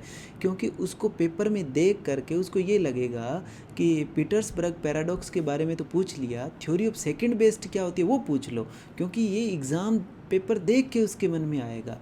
इसलिए आप थ्योरी ऑफ सेकंड बेस्ट पहले देखते हैं कि वो क्या होती है, राइट। तो देखिएगा, थ्योरी ऑफ सेकंड बेस्ट के फिगर पे चलते हैं हम डायरेक्टली। तो देखो बच्चे, बाद में मैं ऊपर बाद में जाऊंगा क्लियर समझाने के लिए। ये वाई गुड्स का प्रोडक्शन है, ये एक्स गुड्स का प्रोडक्शन है, और आप सब ने जानते ही हैं कि जर्नल इक्विलिब्रियम आपने पढ़ा ही होगा, यानी। और ये है पीपीएफ। ये पीपीएफ कहाँ से निकल के आता है कि सपोज यहाँ पर मैंने कैपिटल ले लिया, यहाँ पर मैंने लेबर ले लिया, ये एक्स गुड्स ले ली, ये वाई गुड्स ले ली, तो इसका ऐसा प्रोडक्शन हम करते हैं, आपको ध्यान होगा, और ये सब हम करते हैं, राइट। तो ये जो कर्व है कॉन्ट्रैक्ट कर्व, ये जो कर्व है कॉन्ट्रैक्ट कर्व, राइट। ये जो कॉन्ट्रैक्ट कर्व हम निकाल के लाते हैं उसको हम क्या बोलते हैं, इस कॉन्ट्रैक्ट कर्व को पीपीएफ। उसको अब देखो, एक्स की कितनी प्रोड्यूस हो सकती है, मैक्सिमम इतनी, वाई की कितनी हो सकती है उतनी, उसको ऐसे लगा देते हैं। तो ये वाई गुड्स, ये एक्स गुड्स।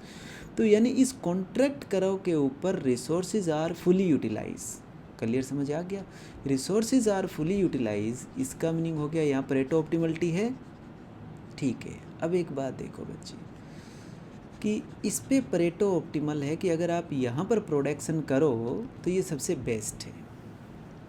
अब देखो कि मैंने क्या किया कि ये सोशल वेलफेयर कर्व मैंने लगा दिए, राइट, इंडिफरेंस कर्व लगा दिए मैंने, social welfare indifference curve, right, ये लगा दिए, राइट। लेकिन आपके पास खर्चा करने के लिए आपके पास कुछ कंस्ट्रेंट ऐसा है कि आप इस टी पॉइंट के ऊपर अगर प्रोडक्शन करो तो एफिशिएंट है, आर पे भी करो तो एफिशिएंट है, और इस ए पर करो तो भी एफिशिएंट है। लेकिन आपके पास कुछ रेस्ट्रिक्शंस ऐसी है कि आप ये आपका सपोज करते हैं कि आपका बजट है कि इससे ऊपर आपके पास कोई इससे ऊपर आप नहीं जा सकते, कोई कंस्ट्रेंट है आपके पास। तो अगर ये कंस्ट्रेंट आपके पास है तो आपने ये लगा दिया, तो एक तो आपके पास आर पॉइंट हो गया, एक ए पॉइंट हो गया, एक सी पॉइंट हो गया।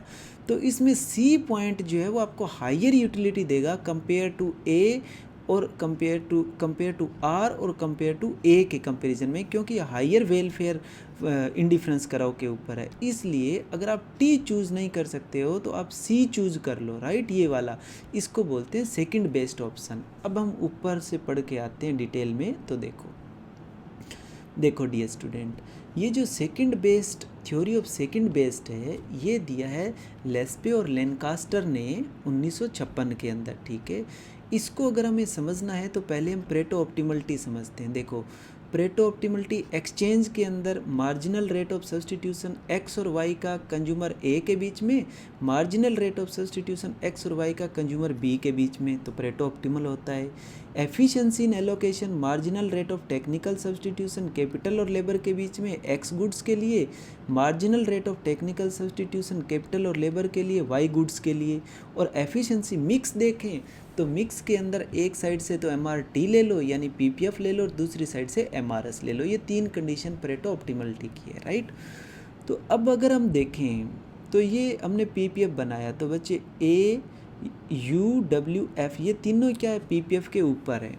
तो ये पीपीएफ के ऊपर है तो इनको हम प्रेटो ऑप्टिमल बोलेंगे।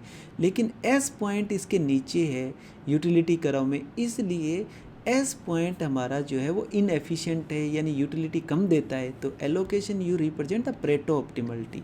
अब हम सेकंड बेस्ट को डिस्कस करें तो यहाँ पर मैंने गुड्स वाई या गुड्स ए कुछ लिख रखा है, बजट कंस्ट्रेंट हमारा इतना है तो सी पॉइंट को चूज़ कर लेते हैं तो सेकंड बेस्ट होता है। ये होगी सेकंड बेस्ट। तो प्रेटो ऑप्टिमलिटी भी समझ आ गया। इसके साथ ही आपको स्टूडेंट इसका नेक्स्ट ऑप्शन है सेंट पीटर्सबर्ग पैराडॉक्स। तो इसको हम डिटेल में डिस्कस करेंगे एक एक बात को। बड़ा इंटरेस्टिंग ये पैराडॉक्स है, तो बाद में आपके ये क्वेश्चन समझ आएगा कि क्वेश्चन में क्या कहना चाहते हैं, राइट। पहले मैं आपको एक बात बता देता हूँ। ये एक मैथमेटिकल कैलकुलेशन है कि एक गेम होता है, उसके अंदर आप चाहे कुछ कितने भी रुपए लगा दो उससे आपको रिटर्न इनफाइनाइट मिलेंगे। तो इसका मीनिंग हर किसी को उसके अंदर रुपया लगाना चाहिए, लेकिन बड़ी विडंबना है कि बहुत थोड़े से लोग बहुत कम रुपए लगाते हैं। इवन उसके अंदर मैथमेटिकल कैलकुलेशन ये कहता है कि बहुत ज़्यादा तुम्हें रिटर्न मिलेगा, तो फिर भी उसके अंदर रिटर्न नहीं मिलता है, इसलिए ये पैराडॉक्स बन गया है। तो एक बार हम इसको देख लेते हैं कि ये जो पैराडॉक्स है ये स्विस मैथमेटिशियन निकोलस बर्नौली ने दिया था, राइट। और ये इसके ब्रदर ने इसको पब्लिश किया था, डैनियल ने, इन सेंट पीटर्सबर्ग एकेडमी के अंदर 1738 के अंदर, राइट। तो इस पैराडॉक्स की बात करते हैं। पहले ये गेम है। इस गेम में क्या सिस्टम है कि एक सिक्का उछाला जाता है, राइट, जब तक कि उसमें टेल ना आ जाए। अगर सपोज करो कि जैसे टेल आ गया तो वो एंड हो जाएगा। जैसे मैंने एक सिक्का पहली बार उछाला और एंड आ गया तो सपोज करो मेरे को 2 रुपये मिल गया, ठीक है। आगे देखते हैं। अगर मैंने सिक्का उछाला पहली बार और हेड आया लेकिन दूसरी बार टेल आया तो मेरे को 4 रुपये मिल जाएंगे। ये एक इस गेम की कंडीशंस है। तो देखो अब यहाँ पर मैंने क्या लिखा है कि first time, second time, third time, fourth, fifth, so on, ये 10 बार सिक्का उछाला गया। तो देखिए पहली बार हेड आएगा, हेड या टेल आएंगे, उसके 50-50% चांसेस है। तो प्रोबेबिलिटी ऑफ टेल आने की एन को मैंने टेल मान लिया, राइट। टेल आने की 1/2 है तो 2 रुपये जीतेंगे। तो देखो पहली बार में हेड आ सकता है या टेल आ सकता है, राइट। अगर हेड आ गया तो आप नेक्स्ट टाइम फिर उछालोगे, तो नेक्स्ट टाइम फिर उछालोगे, ऐसे और टेल आ गया तो बस गेम ख़त्म हो जाएगा, आपको 2 रुपये मिल जाएंगे। तो पहली बार दोनों पॉसिबिलिटी है। अगर पहली बार हेड आ गया तो दूसरी बार हेड आ सकता है और टेल आ सकता है। अगर पहली बार टेल आ गया तो दूसरी बार हेड आ सकता है और टेल आ सकता है। अब एक चीज़ देखो क्या क्या पॉसिबिलिटीज़ बन गई, हेड हेड की, हेड टेल की, और टेल हेड की, और टेल टेल की। अब एक बात देखो, जब पहली बार टेल आ जाएगा तो आपका गेम ख़त्म हो जाएगा। तो यहाँ भी गेम ख़त्म, यहाँ भी गेम ख़त्म। अब देखो अगर दूसरी बार टेल आए तो ये एक ही चांसेस बनाना, तो 4 के अंदर से एक बना तो 1/4 प्रोबेबिलिटी हो गई, तो ये 1/4 प्रोबेबिलिटी हो गई। सो ऑन अगर तीसरी बार आए तो ऐसे यहाँ पर टी डायग्राम बनाते जाएंगे। तो तीसरी बार टेल आने का, यानी हेड हेड टेल, तो ये तो एक ही चांस बनेगा, तो 1/8 सो ऑन चलता जाएगा। तो अब मैं यहाँ पर आपको ये बोल रहा हूँ कि देखिए कि अगर जस्ट एक मोमेंट मैं इरेज कर देता हूँ, फिर आपको समझ आ जाएगा। बड़ा इंटरेस्टिंग ये पैराडॉक्स है बच्चे। ये आपके हैं टेल आने के, एक बार में टेल आए, दूसरी बार में टेल आए, तीसरी बार उछाला टेल आया, चौथी बार उछाला तो टेल आया, पांचवी बार टेल आया। इसका मीनिंग पांचवी बार टेल आया तो पहले 4 बार हेड आया है, राइट। अब जैसे सपोज करो कि आपको पहली बार में टेल आ गया तो 2 रुपये मिल गए, पहली बार में हेड आया, दूसरी बार में टेल आया तो 4 रुपये मिले, तीसरी बार में अगर पहली 2 बार में हेड आया, तीसरी बार में टेल आया तो आपको 8 रुपये मिले, ठीक है ना। और अगर पहली 3 बार हेड आ गया और चौथी बार में टेल आए तो आपको 16 रुपये मिले, ऐसे मिलेंगे। और हेड टेल आते ही ये ख़त्म हो जाएगा। लेकिन एक बात देखो, पहली बार टेल आए 2 रुपये मिले, उसके चांसेस कितने होंगे? हाफ। अब आपको 4 रुपये मिलेंगे, यानी सेकंड बार टेल आएगा 4 रुपये मिलेंगे, उसके चांसेस कितने हैं? सिर्फ 25%। 8 रुपये मिलेंगे, उसके चांसेस क्या होते जा रहे हैं? कम होते जा रहे हैं ना, धीरे धीरे प्रोबेबिलिटी कम होती जा रही है। तो ये जो रुपए मिलने की प्रोबेबिलिटी है वो आपकी कम होती जा रही है। तो एक अपन निकालते हैं एक्सपेक्टेड मीन। आप सबको ध्यान होगा एक्सपेक्टेड मीन कैसे आता है। एक्सपेक्टेड मीन आता है कि एक्सपेक्टेड मीन मैं लिख देता हूँ, expected mean is equal to summation of x f of x. X क्या वैल्यू है ये, और उसके साथ प्रोबेबिलिटी क्या है ये, उन सब को अगर आप मल्टीप्लाई करके जोड़ें तो एक्सपेक्टेड मीन आता है। तो देखो इस 2 1/2 तो वैल्यू 1 1 1 1 1 सोन 1 1 वैल्यू आ गई। तो अगर एक्सपेक्टेड मीन को जोड़ोगे तो आपको क्या पता किस बार आपका हेड आए, कितनी बार अगर जा करके आपका बाद में टेल आए। तो इसको आप ऐसे 1 1 को जोड़ेंगे, सो ऑन चलता रहेगा, तो ये तो इनफाइनाइट वैल्यू बन जाएगी। इसका मीनिंग ऐसा गेम अगर आप खेल रहे हो तो उसके अंदर तो आपको इनफाइनाइट पैसे मिलने की संभावना है, यानी एक्सपेक्टेड मीन उसका कितना है? इनफाइनाइट। ये समझ आ गया। तो नेक्स्ट देखते हैं। अभी देखो यहाँ लिखा है कि the expected value of the game is the sum of expected payoff all the consequences. ये क्लियर हो गया। All have expected payoff 1 rupees and there are infinite number of them, so this sum is infinite। ये मैं बोल चुका हूँ, right. अब देखिए रेशनल गैम्बलर। अब देखो मैंने यहाँ पर क्या बात लिखी है, रेशनल गैम्बलर। गैम्बलर मीनिंग जो गैम्बल खेलने वाला है, जो सट्टा लगाने वाला है। who only value money and whose desire for extra dollar or rupees does not depend on the size of wealth would enter the game for an amount less than the expected value। Expected value है infinite. Infinite का meaning कितनी भी होती जाएगी, वो आप limit ही नहीं है उसकी कोई, राइट। तो इसका मीनिंग बच्चे ये हुआ कि आप उसके अंदर जितनी मर्जी पैसे लगा करके एंट्री कर सकते हो, जितना कुछ भी पैसा लगा लो, लेकिन फिर भी आपके इनफाइनाइट वैल्यू आएगी, राइट। लेकिन एक चीज़ आप देखो, ये तो हमने डेटा बताया ना, लेकिन जैसे ही चलते जा रहे हैं उसकी चांसेस क्या होते जा रहे हैं? कम होते जा रहे हैं, राइट। तो अब देखो ठीक है, एक्सपेक्टेड वैल्यू 1 जरूर आ गई है, लेकिन इसके चांस कम होते जा रहे हैं।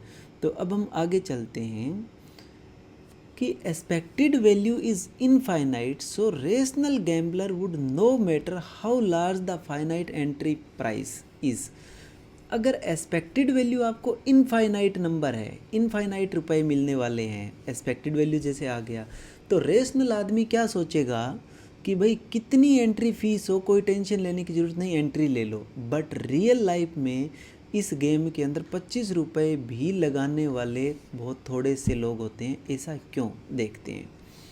देखें, यहाँ पर मैंने लिखा है कि अब वो मेंशन जो कंक्लूजन है वो मैथमेटिकल कैलकुलेशन है, राइट, सारा का सारा। लेकिन मैथमेटिकल कैलकुलेशन से प्रैक्टिकल लाइफ कुछ अलग हो जाती है, इसलिए ये पैराडॉक्स बन जाता है। देखो इसको प्रूव करते हैं। जैसे मैं एक एग्जांपल लेता हूँ आइसक्रीम ईट करने का, कि आइसक्रीम खाता है कोई।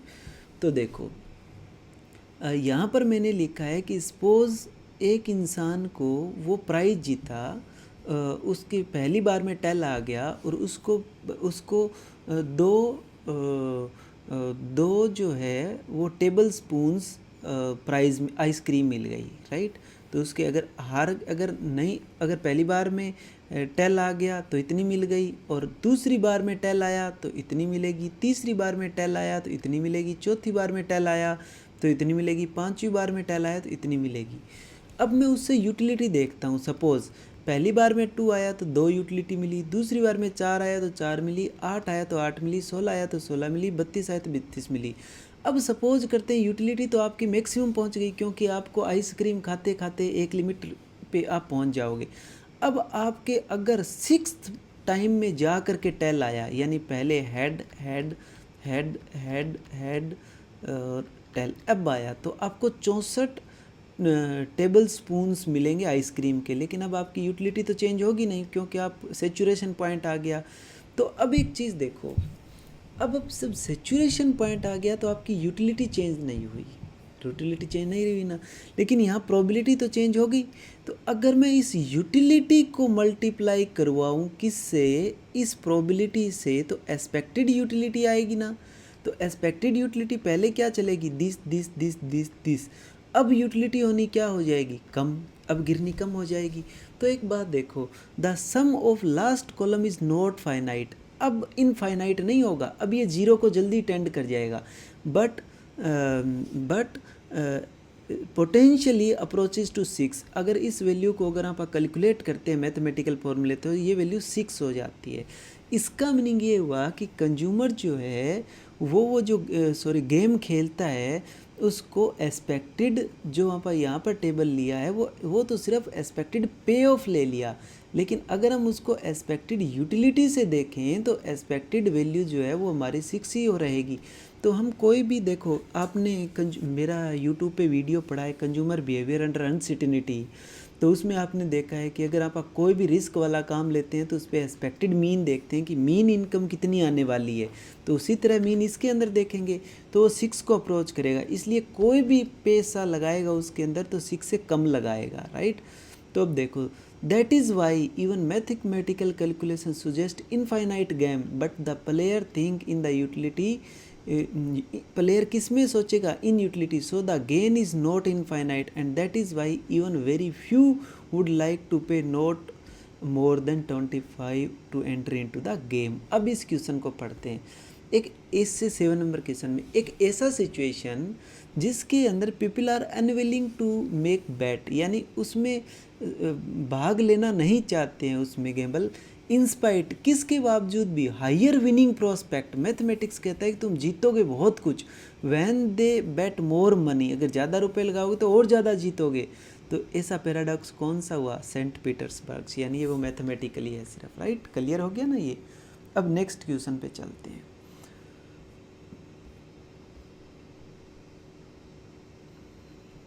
देखिए स्टूडेंट, नेक्स्ट क्वेश्चन है बिहेवियरल इकोनॉमिक्स के ऊपर। तो पहले यहाँ पर चारों ऑप्शन को नहीं देखेंगे, बिहेवियरल इकोनॉमिक्स है क्या हम उसके बारे में देखेंगे।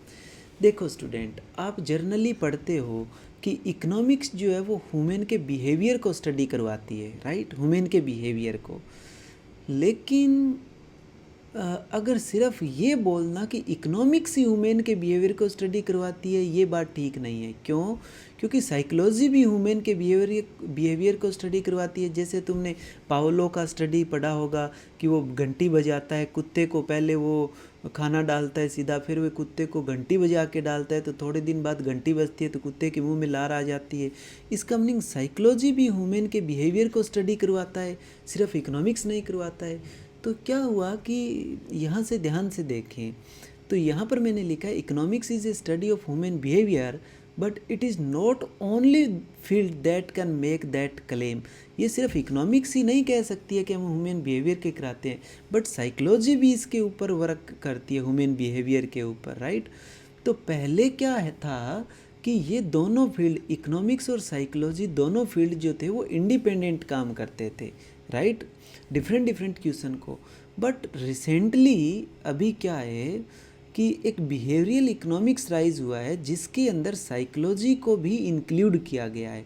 तो हर्बर्ट साइमन ने इसके ऊपर काम किया है, वो मैं डिस्कस करता हूँ आपसे। क्या देखिए, उसने किस चीज़ को बात किया है कि जैसे हम क्लासिकल थॉट पढ़ते हैं तो हम बोलते हैं कि क्लासिकल थॉट में आदमी रैशनल है और वो प्रॉफिट मैक्सिमाइजेशन की बात सोचता है, राइट। लेकिन साइमन ये बोलता है कि रेशनल जो है, जैसे हम कहते हैं suggest that human should be viewed not as a rational maximiser, और तो हम जनरली क्या सोचते हैं कि ह्यूमन जो है वो रेशनल है और हर चीज़ को मैक्सिमाइजेशन करने की सोचता है, प्रॉफिट मैक्सिमाइजेशन, यूटिलिटी मैक्सिमाइजेशन।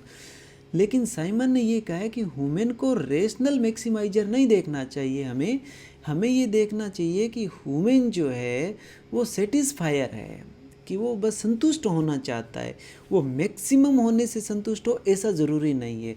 तो उसके बिहेवियर को समझना पड़ेगा, इसलिए उसने उसको नाम दिया है बाउंडेड रेशनलिटी। देखिएगा हम उसको स्टडी करते हैं थोड़ा, ऐसा क्यों है। फर्स्ट वो बोलता है पीपल आर ओवर कॉन्फिडेंट। जो पब्लिक जो है, जो कंज्यूमर है, चाहे इकोनॉमिक एजेंट है, कोई भी है, वो ओवर कॉन्फिडेंट होता है। इस ओवर कॉन्फिडेंट का क्या मीनिंग है, देखिए क्या है कि people are over confident. Over confident का मीनिंग है कि साइकोलॉजिस्ट जो हैं जब भी लोगों से क्वेश्चंस पूछते हैं ना, तो वो क्वेश्चन का जो आंसर देते हैं वो एग्जैक्ट आंसर नहीं देते, एक रेंज के अंदर आंसर देते हैं। यानी कि वो आंसर ऐसे पूछते हैं साइकोलॉजिस्ट या कोई भी, जिसको आप इंडक्टिव रीजनिंग बोलते हैं ना, कि 90% ये आंसर है या 90% इस रेंज में आएंगे। तो इसका मीनिंग एग्जैक्ट 100% नहीं होता। तो रेशनलिटी में तो एग्जैक्ट 100% की बात होगी, लेकिन मेजॉरिटी में जो भी रिसर्च होती है वो किसके ऊपर होती है, एक लोगों से क्वेश्चन पूछे जाते हैं तो एक एवरेज निकाला जाता है, ठीक है। दूसरा देखो, people give too much weight to a small number of observations, vivid observation. देखो इसका मीनिंग क्या है, जैसे आपको कोई कार लेनी जानी है, कि नई कार ख़रीदना चाहते हो, तो रेंटिंग कार की अगर रेंटिंग मान लीजिए 4.2 है, तो आपके किसी फ्रेंड ने ख़रीद रखी है, तो आपने उसको पहले ये रेंटिंग जो दी हुई है वो मान लीजिए 1000 लोगों की रेंटिंग है, आपके फ्रेंड ने ला रखे और वो गाड़ी अच्छी नहीं चली, तो आप उसको ये सोचो नहीं नहीं फिर तो ये गाड़ी नहीं लेनी। आप उसको ये नहीं सोचते कि ये 1001 लोगों का सैंपल हो गया, तो अब मैं उसको एस्टिमेट करूं, लेकिन आप सिर्फ इसको इंपॉर्टेंस दे करके ये आप गाड़ी लेने से साइड में हट जाते हो। इसलिए आप क्या है कि स्मॉल नंबर को भी आप ज़्यादा वेटेज दे देते हो। और बहुत सारे लोग हैं जो reluctant to change their mind. Rationality तो ये कहती है कंसिस्टेंसी होनी चाहिए, माइंड नहीं चेंज होनी, इसलिए बिहेवियर में ये कहते हैं कि माइंड बड़ा जल्दी चेंज होता है। तो आगे हम डिस्कस करते हैं। People care about fairness. ज़्यादातर क्या होता है कि रेशनलिटी के अंदर हम बोलते हैं ना, मार्केट की धार तेज बहुत है, जिसके पॉकेट में पैसा वो खरीदो, अदरवाइज़ नहीं। लेकिन ज़्यादातर लोग फेयरनेस के बारे में सोचते हैं कि नहीं सिस्टम फेयर हो। People are inconsistent over time, ये हम पहले भी बात कर चुके हैं कि कंसिस्टेंसी नहीं रखते। तो रेशनलिटी, इसका मीनिंग ह्यूमन जो है वो बेसिकली क्या है, रेशनल नहीं है। ये जो रेशनल नहीं है, तो इसका मीनिंग ये जो बाउंडेड रेशनलिटी को स्टडी करवाता है उसको हम बिहेवियरल थ्योरी या बिहेवियरल इकोनॉमिक्स बोलते हैं, राइट। अब हम इस क्वेश्चन पे जाते हैं, तो देखो फिर हम aims to achieve satisfactory level of profit, यानी इसने तो नोट पूछा है ना, सर्च, देखो क्या बोला है, सेटिस्फैक्ट्री, और मैंने यहाँ पर एक वर्ड यूज़ किया है सेटिस्फायर, राइट। तो ये ए तो आंसर होगा। Search activity do not have involve any cost, भाई नो, ऐसी कोई बात ही नहीं है कि कोई एक्टिविटी करो और उसकी कॉस्ट ना आए, ये तो सिंपली गलत बात होगी। Each firm have inspirational level, each firm have aspirational level, yes, दूसरे से जो दूसरे को देख करके बिहेव करते हैं। If inspirational level is unattainable from start to search activity, yes. तो ये आंसर क्या हो जाएगा इसका, सेकेंड, राइट। अब हम नेक्स्ट पे चलते हैं, बड़ा इंटरेस्टिंग क्वेश्चन है नेक्स्ट वाला, और देखेगा, और आई थिंक आपको कहीं सर्च करना इतना इजी वे में नहीं मिलेगा ये question. Elasticity of factor substitution. Elasticity of factor substitution होता क्या है ये देखते हैं। बच्चे आपने MRTS पढ़ा होगा, marginal rate of technical substitutions. Actual में क्या होता है कि जब हम आइसोक्वेंट पढ़ते हैं तो उसके स्लोप को हम बोलते हैं MRTS, क्योंकि हम यहाँ पर पढ़ते हैं marginal productivity of labour divide by marginal productivity of capital. और अगर हम पढ़ते हैं MRS, तो यहाँ पर हम लिखते हैं इसका स्लोप है marginal utility of 1 divide by marginal utility of 2। अगर हम पढ़ते हैं बजट लाइन का स्लोप, तो वहाँ हम लिखते हैं P1 बाय P2 स्लोप को। तो बच्चे एक बात देखो, यानी कि इसका एक छोड़ेंगे तो इसका कितना मिलेगा, वो प्राइस पे डिपेंड करेगा। प्राइस मार्केट पे डिपेंड करती है, इसलिए इसका कितना छोड़ेंगे तो इसका कितना मिलेगा, वो मार्केट पे डिपेंड है। तो ये भी क्या होता है, change in x2 divide by change in x1। x1 का एक छोड़ेंगे तो x2 का कितना मिलेगा, वो मार्जिनल यूटिलिटी पे डिपेंड करता है। और मार्जिनल यूटिलिटी किस पे डिपेंड करती है, सब्जेक्ट पे।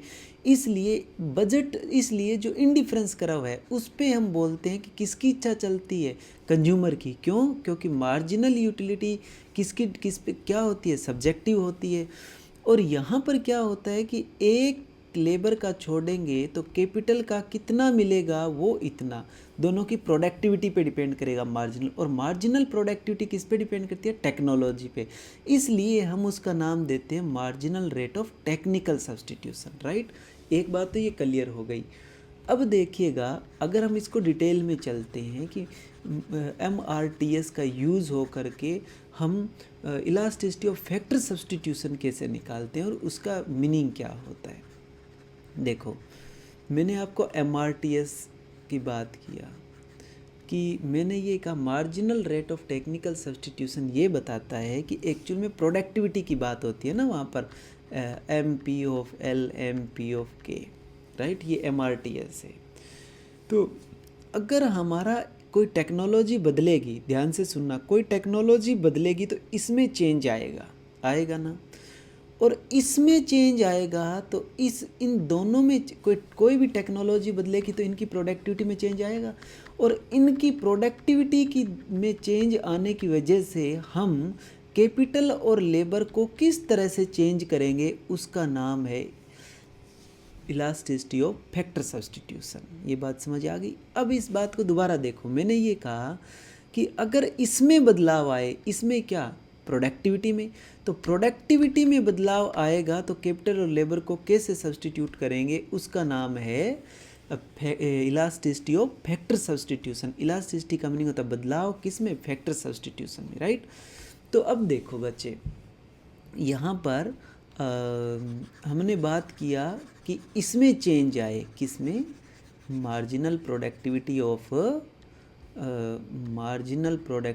Labour, marginal productivity of capital, इसमें चेंज। तो इसमें चेंज आना है तो कैसे देखेंगे कि इसमें चेंज आने का मीनिंग, इसको क्या बोलते हैं, MRTS। तो इसमें को बोलेंगे चेंज इन MRTS। और बेस में पहले MRTS कितना था, MRTS इतना।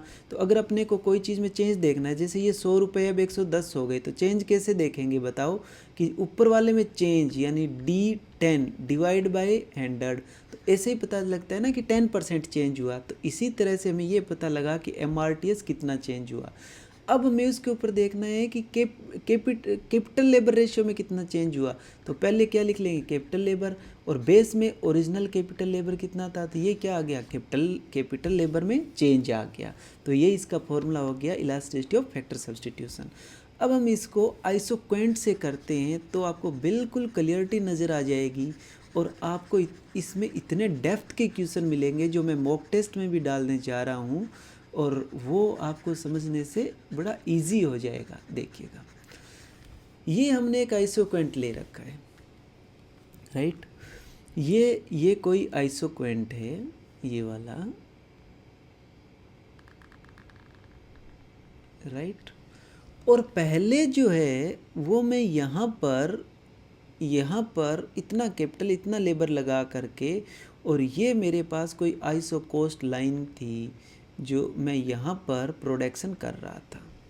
तो इस पे जो प्रोडक्शन हो रहा था मेरा, तो यहाँ पर इतनी लेबर, यानी इतनी लेबर और इतनी कैपिटल मेरे पास लगी हुई थी, राइट। और ये इसका एक तरह से स्लोप ही हुआ ना भाई। अगर कोई ये कर्व बना तो मैं कहूँ कि ये कोई कर्व बना रही, इसका स्लोप क्या है, उसका स्लोप ये, यहाँ पर उसका स्लोप डाल सकता हूँ, उसका स्लोप यहाँ डाल सकता हूँ। तो ये उसके स्लोप ही होते हैं ना सारे। तो स्लोप किसको बताते हैं?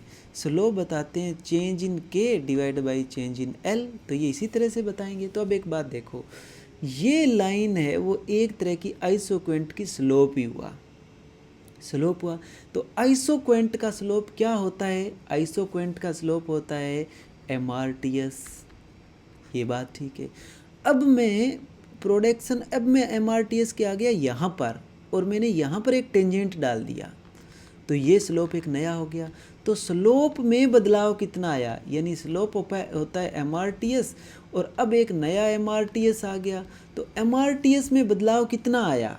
तो हमें वही तो देखना है ना, MRTS में बदलाव। तो MRTS में बदलाव आया इतना, यहाँ से यहाँ जो बदलाव आया वो कितना आया? MRTS में। तो इसका मीनिंग MRTS में जो बदलाव को इस वैल्यू को मैं क्या लिख सकता हूँ? यहाँ से यहाँ change in this, change in M। Capital labour जब मैं यहाँ पर था तो कैपिटल लेबर रेशियो ये था, और अब मैं यहाँ चला गया तो कैपिटल लेबर रेशियो ये हो गया। तो कैपिटल लेबर रेशियो में कितना चेंज आया? इतना। तो कैपिटल लेबर रेशियो को ऊपर वाले को सिर्फ ही मैं किससे लिख सकता हूँ? चेंज इन R से। इसलिए मैंने इलास्टिसिटी को इतना शॉर्ट फॉर्म में लिख दिया। अब आप इसको फील कर लेना, समझ आ जाएगा बच्चे, ठीक है। अब बच्चे एक बात देखो, यहाँ पर मोस्ट इम्पॉर्टेंट बात है कि जब आपका isoquant convex to the origin होगा तो हर पॉइंट के ऊपर आपका स्लोप बदलेगा ना, ऐसे यहाँ पर यहाँ पर यहाँ पर स्लोप बदलेगा।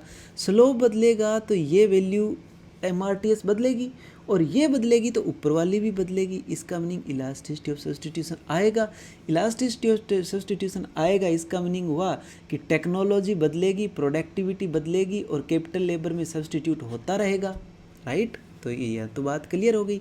तो मैंने ये देखो क्या लिखा है कि more curved convex isoquant is the less resulting change in the factor proportion will be and this lower value for every curved isoquant. क्यों? कि देखो जितना ज़्यादा ये कर्व बना, जितना ही ज़्यादा ये कर्व बना, उतनी ज़्यादा वैल्यू किसकी आएगी? चेंज इन M की, उतनी ज़्यादा चेंज। और चेंज इन M क्या है? नीचे वाला वैल्यू, तो ये क्या होता जाएगा? छोटा। तो उतनी इलास्टिसिटी और सब्स्टिट्यूशन क्या होती जाएगी? छोटी। लेकिन छोटी का मीनिंग आप कहोगे जी जीरो की तरफ जाए, नहीं, जीरो और इनफाइनाइट इन दोनों की तरफ जाएगा। तो ये तो एक स्पेशल केस है, वो वहाँ पर भी अभी पढ़ने वाले हैं। देखो यहाँ मैंने लिखा है in extreme case the Leontief यानी no substitution technology, fixed proportion, no substitution, wireless का इसका input output model where L shape isoquant they can not be change the factor of proportion with change in MRTS here change in zero. अगर कोई L shape अगर कोई हमारा isoquant बन गया तो वहाँ पर एक बात देखो बच्चे, MRTS चेंज नहीं होता है। क्यों?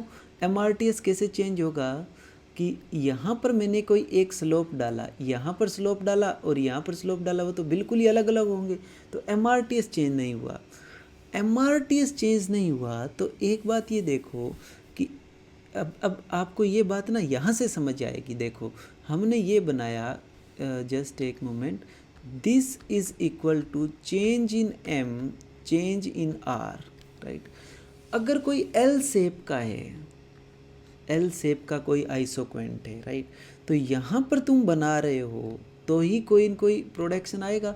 यहाँ पर तुम बनाओगे तो कोई प्रोडक्शन आएगा नहीं, यहाँ पर भी कोई प्रोडक्शन नहीं आएगा। इसका मीनिंग ये ऊपर वाला क्या हो जाएगा? ज़ीरो। तो इलास्टिसिटिक वैल्यू क्या आ जाएगी? ज़ीरो।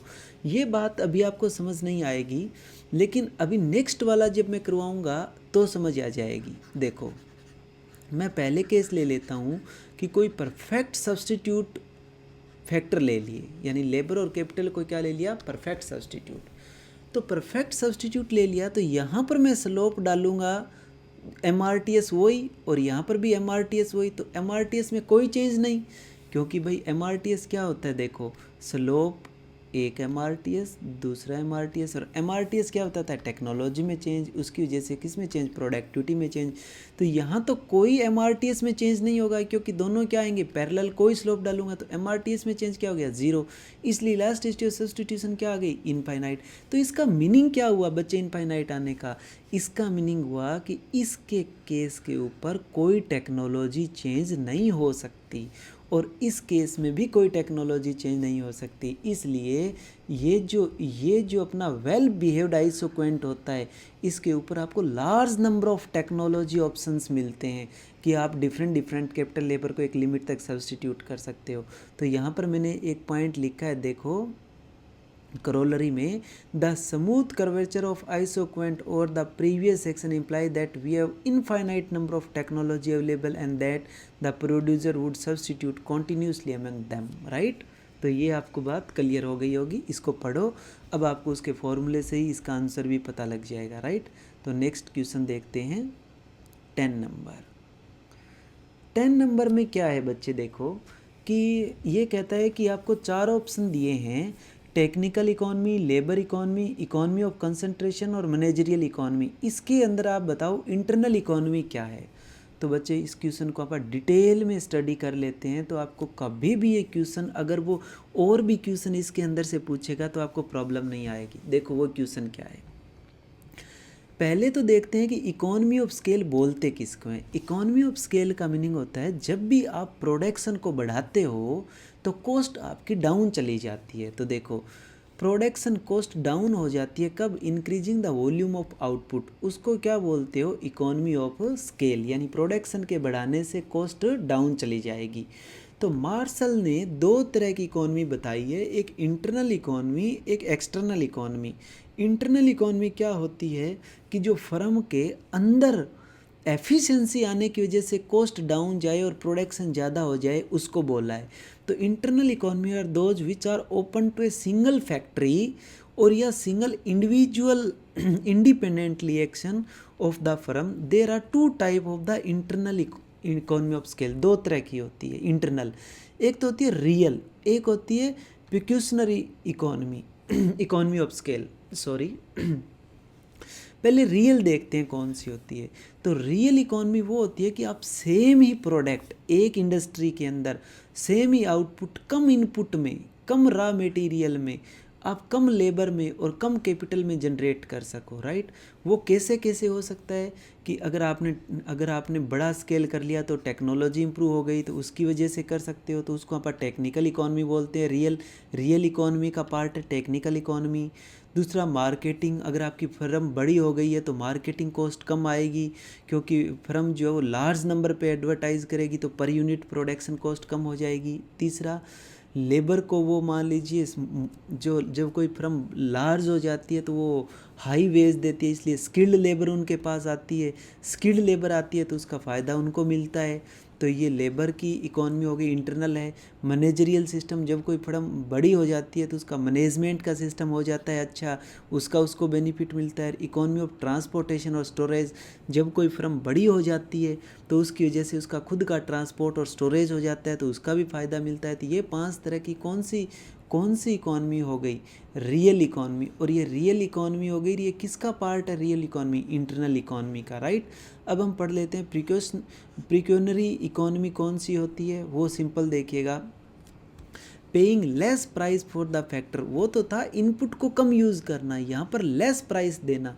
जैसे अगर आप ज़्यादा रॉ मटेरियल खरीदोगे तो कम दोगे, तो इसको आप क्या बोल देते हो, प्रिक्योनरी इकोनॉमी। अब आप एक्सटर्नल इकोनॉमी पढ़ लेते हैं। एक्सटर्नल ये होती है कि जो बाहर से बेनिफिट मिलता है, एक कोई फर्म चल रही है उसको बाहर से बेनिफिट मिलता है। जैसे मान लीजिए कि एक इंडस्ट्री है, बड़ी इंडस्ट्री है, कोई फोम इंडस्ट्री है, उसके अंदर छोटी छोटी फर्म है, कोई फोम का कुछ पार्ट बना रही है, कोई फर्म का कुछ पार्ट बना रही है। फोम इंडस्ट्री है, साइकिल इंडस्ट्री है, उसका कुछ पार्ट ये अलग अलग फर्म बना रही है। तो उसके अंदर जो उनको बेनिफिट मिलता है, इससे उसको और उससे इसको, तो उसको आप एक्सटर्नल बोलते हैं। वो 3 तरह की होती है। एक तो इकोनॉमी ऑफ कंसंट्रेशन। कंसंट्रेशन का मीनिंग ये सारी जगह एक इकट्ठी होती है, उस इकट्ठी होने की वजह से उनको आपस में फ़ायदा मिलता है क्योंकि कॉस्ट कम हो जाती है। एक इकोनॉमी ऑफ इंफॉर्मेशन, इनको आपस में इंफॉर्मेशन बहुत बेटर होता है क्योंकि ये एक इंडस्ट्री है, उसकी सभी फर्में हैं। और economy of the disintegration. Disintegration का मीनिंग हो गया कि ये एक अपने में स्पेशलाइज करेगी, साइकिल का कोई मान लीजिए टायर बनाएगी, कोई साइकिल का हैंडल बनाएगी, तो ये डिसइंटीग्रेट होंगी तो स्पेशलाइजेशन होगा, यानी डिवीज़न ऑफ लेबर होगा, तो उसका भी इनको फ़ायदा मिलेगा। तो ये बेसिकली एक्सटर्नल इकोनॉमी हो गई। तो अब आप पढ़ते हैं, देखो टेक्निकल इकोनॉमी देखते हैं नोट्स के अंदर। टेक्निकल इकोनॉमी कहाँ आई, ये रही, रियल का पार्ट है, और रियल किसका पार्ट है, इंटरनल का, तो आएगी। लेबर इकोनॉमी, लेबर इकोनॉमी कहाँ आई, ये रहा, ये रियल का पार्ट है और रियल इंटरनल का है, तो आएगी। Economy of concentration, economy of concentration है बाहर का पार्ट। इकोनॉमी ऑफ कंसंट्रेशन का मीनिंग है सब इकट्ठी हो जाएगी, तो उसके इकट्ठे होने की वजह से उनको फ़ायदा मिलेगा। क्यों, क्योंकि आप सारी फर्में एक जगह इकट्ठी हो गई है, सारी फर्में एक जगह इकट्ठी हो गई तो वाटर सप्लाई आएगी, वो भी बेनिफिट है, रोड आएगा, वो भी सबको बेनिफिट है, तो उसकी वजह से। और इकोनॉमी ऑफ इंफॉर्मेशन और डिसइंटीग्रेशन, ये सारे क्या हैं, एक्सटर्नल। तो मैनेजरियल इकोनॉमी देखते हैं भाई, मैनेजरियल इकोनॉमी क्या है, किसका पार्ट है, रियल का, रियल क्या है, इंटरनल का। तो इसलिए आपका आंसर हो जाएगा 1, 2 और 4, ठीक है। तो ये 10 क्वेश्चंस हो गए बच्चे, और ये जो पीडीएफ है ये मैं आपको डाल दूंगा, तो ये पीडीएफ आप लें और इस क्वेश्चंस को आप डिटेल में एक एक देखें। और अब मैं आपको ये बात कहता हूँ, जैसे इकोनॉमी का ये क्वेश्चन आया, इकोनॉमी ऑफ स्केल का, हमने सारी तरह की इकोनॉमी ऑफ स्केल पढ़ ली, तो अब आपको नेक्स्ट क्वेश्चन आएगा वो इस अपने आप इसके अंदर से फंस जाएगा। और ऐसे ही क्वेश्चंस मैं मॉक टेस्ट में बनाऊंगा, तो पहला मॉक टेस्ट आप दे के देखिएगा, और पसंद आता है तो आप उसको परचेज कर सकते हैं, ठीक है। रोज़ मैं वीडियो डालूंगा और रोज़ ये पीडीएफ में डालता रहूँगा, ठीक है। तो थैंक यू सो मच।